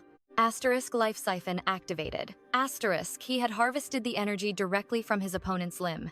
The system screen flickered. Life, body, and the Forbidden Titan attributes all stolen. These were powers no human should possess. Yuan realized the gravity of his choice. "I can't control living beings yet," Yuan confessed, "but I can harvest their parts." I took his strength. His voice trailed off, filled with a heavy, lingering guilt. Hojan scoffed coldly. "Why the long face? You won, he lost. That's reality." "I maimed a human, not a monster," Yuan muttered. "It just feels wrong." "He tried to kill you," she snapped. "In this academy, mercy is a luxury." Her sharp words struck home. Yuan sighed, a small smile returning. "You're right." Hojan grinned wickedly. "Good. Maybe I'll harvest some elite class arms too." "Please don't," Yuan laughed nervously. Suddenly, a system notification interrupted their banter. Asterisk mandatory enrollment. Asterisk Professor Seo's Babylon Constellation course. No excuses, no exits. A guide to surviving the gods, negotiating fates, avoiding the stars' divine wrath. As they walked toward the lecture hall, the atmosphere grew thick with hostility. "Look at those low-rank losers," seniors sneered, walking around like they own the place. "Wait, isn't that the kid?" others whispered. His blade was surprisingly sharp. To break the stifling silence, Yuan looked at his friends and grinned. "Back home, we say, the more people curse you, the longer you'll live. Spare the body, but crush the soul." Hearing Yu's dark resolve, his friends shuddered. "You're terrifying," Yucho laughed nervously. Lai sighed. "At least he's more human than Hojan." Hojan glared at them both in fury. Suddenly, a blue system window manifested before Yu. Oh boy, not again. Yu's exclamation caught the attention of the entire group. It was a class notification from Professor Sean. Cold sweat dripped down Yu's neck. A mandatory supplementary course, no veto power. The Babylon Constellation Special for Seniors. Sean's voice echoed through the screen. Mastering constellation contracts and securing their ultimate favor. Learn to avoid divine wrath and switch constellations with ease. Vital knowledge for survival. Class 11 is specifically invited. Time skipped forward as Yu's group traversed the academy. They walked through hostile glares. Look at those low ranks, the senior student sneered. Look at his arrogant face. Pathetic. But some whispers held a hint of awe. He's low rank, but his dueling was sharp. Lethal, even. Wait, why are they here? This is the fourth-year floor. Only Professor Sean's elite lecture hall stood there. Yu noticed the heavy silence of his friends as the mockery rained down. To break the tension, he smirked. In my world, we have a saying. The more you're cursed, the longer you live. Hojan just stared in disbelief. An immortal kid, huh? She teased, while Lai scowled at the spineless cowards whispering behind their backs. Did they think they were deaf? Little Wucho grabbed Yu's sleeve, her voice trembling as she asked if he was okay. She feared the rumors would isolate him. These people knew nothing, yet they spat venomous lies without a second thought. With tears welling in her eyes, Yu realized she needed comfort more than he did. It's fine, he reassured her calmly. Better than being invisible like before. He gently patted her head, a small gesture that instantly brightened her heavy mood. But the peace was shattered by the sound of grinding teeth. Hojin's voice dripped with pure, unadulterated jealousy. Already this close after one weekend? She spat. Lai flinched, quickly stepping aside to avoid the impending social explosion. She glared at Wucho. If you want to play monster with him, do it elsewhere. Unexpectedly, Wucho stood her ground. Are you jealous? She countered. Yu blinked in shock while Hojin bristled like a cornered, furious cat. Do you need another beating? Hojin hissed. Wucho hid behind Yu, yet her eyes remained fiercely determined. Yu stepped in to de-escalate. Class is starting. Calm down. Wucho just threw a cheeky smirk back at her rival. You started the bullying first, she teased. Hojin shook with rage, prompting Yu to give them both a warning stare. Both of you, stop. They soon reached the Babylon lecture hall, the heart of the academy's elite knowledge. Is this the place? Lai muttered nervously. I hope we aren't late. The upperclassmen here are on another level. He worried that lowly freshmen entering late would provoke the seniors, but Yu just offered a confident, mysterious smile. Let them think what they want. Maybe they'll just see us as geniuses. With that, he pushed the doors open. Every eye in the room locked onto them. A suffocating pressure filled the air, the silent judgment of the strong. Hojin sensed it too. These seniors possessed power that even she couldn't dare to underestimate. Wucho gripped Yu's arm, her face pale. But Yu saw something else, something much more terrifying than mere reputation. I knew this was the elite class, but this is insane. Screens began flickering wildly before his eyes. System notifications blurred together, attempting to calculate the overwhelming power levels radiating from every corner of the room. His current rank was too low to scan them fully. System, partial interpretation of transcendental concepts successful. His understanding of the myriad poison manual surged to 137. Yet, the senior's thoughts remained a complete mystery. Professor Sion's voice cut through the tension. Welcome, Class 11. I've been expecting you to join us. I am Professor Sion, your supervisor. Find any vacant seat and witness the true nature of this world. Yu froze. That voice. It was the same one that whispered to him during the chaotic battle with the rector. As they settled in, the lecture began. The atmosphere shifted as the secrets of the tower were finally unveiled. Today, we explore the origin of the tower and the great constellations, the professor announced with gravitas. To the uninitiated, the tower seems like a lawless, endless climb. But in truth, it is far more complex. It is a living organism, he continued, a biological entity that breathes, tests us, and hides ancient treasures within. Many believe rewards are earned through merit, but that is a common misconception among the weak. You aren't hunting for treasures. The tower has already prepared them, waiting for the right candidate to appear. Its sole purpose is to filter the elite, granting divine artifacts and forbidden magic to those who prove worthy. The tower seeks those who can truly grasp its essence. It rewards understanding with secrets beyond mortal comprehension. For a higher intelligence, sharing knowledge with the enlightened is a fundamental law of existence. Yu scoffed internally. A fragile system manipulated by an irregular intruder, and they called this selection? Pure nonsense. The professor's words sounded like grandiose propaganda. How could anyone trust a system so easily bypassed by outsiders? Yet, a chilling thought suddenly gripped him. Yu began to re-examine every anomaly he had encountered so far. The timing of the principal's letter. It happened right after the intruder breached the inner walls. Everyone blamed the mutated spider swarms on the intruder. But what if the cause was something much deeper? The difficulty of the first floor was absurd. That elite monster killed Ryuyi in a heartbeat, an impossible feat. If things only broke down at the fourth room, why was the hell mode active from the very start? The math didn't add up. Something fundamental was wrong. Is the tower truly a living, breathing entity after all? The theory sounded insane, but if he shifted his perspective, a terrifying new truth began to emerge. What if the difficulty didn't spike because of the intruder, but because of something else entirely? Something like him? Was this hell difficulty trial a tower design or my hidden bloodline? I wondered. Protagonist syndrome felt narcissistic. Lai noticed my confusion and asked what was wrong. Up front, Vice Principal Suno lectured, yet his sharp eyes never left me for a second. Seeing my internal struggle, a mysterious smile played on his lips. I kept thinking deeply. The tower chooses its climbers for a reason. No environment could be better than this. Our class faced trials far beyond the norm. Different circumstances meant a different path. High risk meant legendary rewards. The tower's hidden gift must be on another level. Why can't I grasp this? This elite class was truly on a different dimension. Suno noticed my gaze and gasped. Had this freshman already pierced the hidden barrier? Seniors took years to notice, yet he found the sphere on his very first day. Yuan, you are sharp. A mere freshman, yet you truly belong in this hall. The professor reached into the void, pulling down a glowing purple sphere pulsing with power. He asked a cryptic question. What did I see?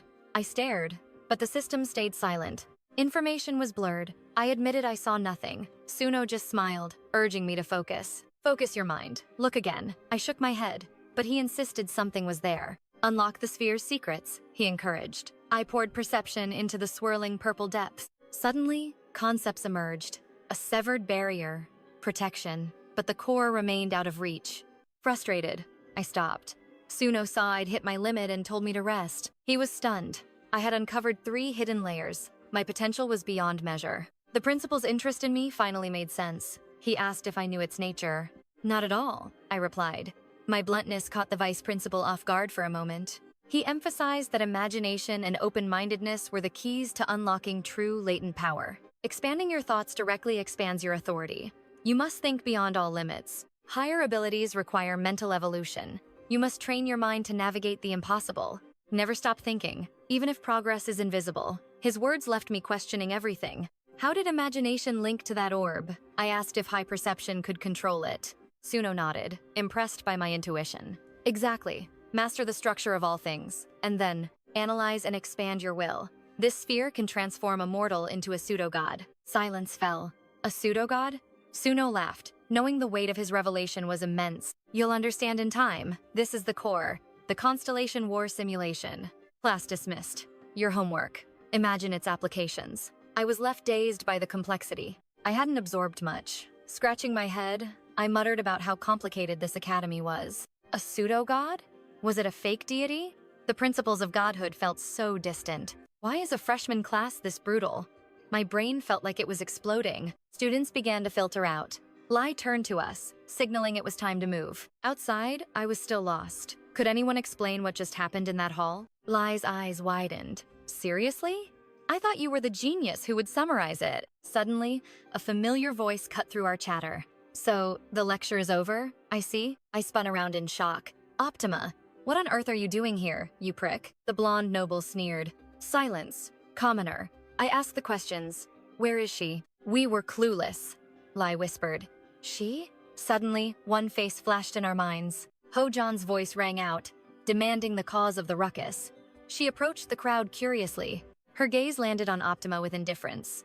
Oh, I thought it was something actually important. Optima stepped forward, his expression hardening. You're Hojan, aren't you? He sounded deadly serious. She crossed her arms, unfazed. Yeah, what's it to you? Optima had business with her. His provocative words irritated the swordswoman. Was he seeking a death wish through another duel?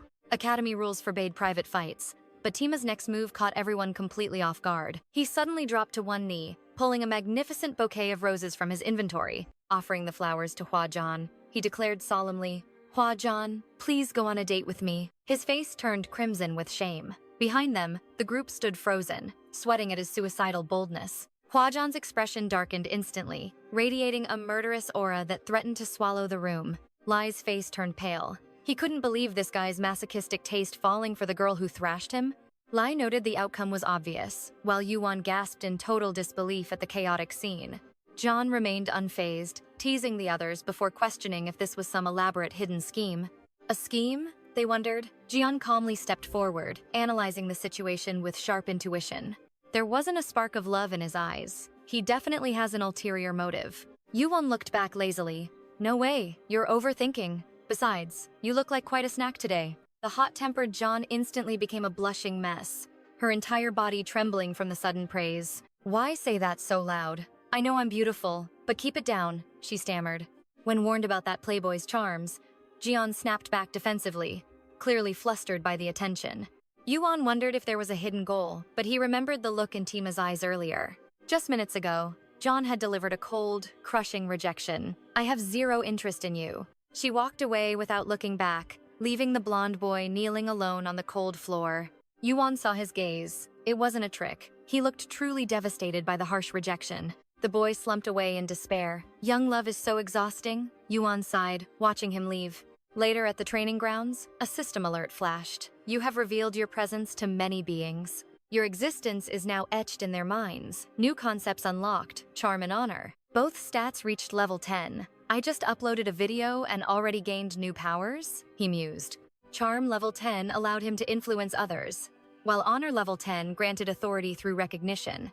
Would these help in the tower? Curious, he turned to Jian to test his newfound allure. Do I look more handsome lately? He asked. Caught off guard, she actually admitted he looked better. He started gloating, but his smugness only triggered Jian's terrifying, jealous wrath instead. You two! Stop feeding us this dog food romance and focus on the damn training, she roared, radiating pure bloodlust. She used poor Lai as a human punching bag to vent her frustration. The main character tried to clarify, but Jian shoved him away, her face burning with embarrassment. Stop distracting me. If we don't focus, we'll be stuck training until the sun comes up. Yuan signaled the start of practice while Lai lay on the floor, begging for a single moment's rest. His pleas were ignored as Ruo and Yuan began clashing, their figures blurring across the field. Her combat techniques were evolving rapidly. Every collision of their weapons sent shockwaves through the air. Ban has grown significantly, Lai noted. Maybe it's finally time for some high-level training? Not yet, Jian countered, leaning against the wall. He's still leagues behind you two elites. He's only surviving because Ruo is holding back. She watched the duel with sharp, calculating eyes. The tower opens tomorrow. Ban Yu, do you have a plan for that monster yet? If we don't find a solution soon, history will only repeat its devastating failure. Yuan activated Thousand Poets, his eyes flickering with golden lightning as he analyzed the battlefield. He realized Ruo's berserk state was fueled entirely by the specific emotions she felt during combat. Negative feelings and pure rage made her power uncontrollable, turning her into a mindless beast. However, positive emotions like joy could stabilize her aura and bring her back to her senses. In a life-or-death struggle, fury is the easiest fuel, which is why she always loses control. As Ruo launched a devastating strike, Yuan prepared to shift her heart right in the middle of battle. He evades the strike perfectly. With a swift blade bash, he sends her flying back. The witnesses are stunned. As her fury boils over, he senses something deep within. Magic circles ignite. He spent the entire week analyzing her most hidden, soul-bound emotions. These aren't faked. They're raw moments of peace and joy that he's carefully gathered. Channeling that happiness into his strike, he lunges. This hidden technique must succeed. He almost reaches her, but she strikes back. His calculated plan collapses against her instinct. She lunges with savage speed. They crash to the dirt as the ground shatters. He's pinned by her sheer rage. Those eyes are consumed by an ancient, dark power.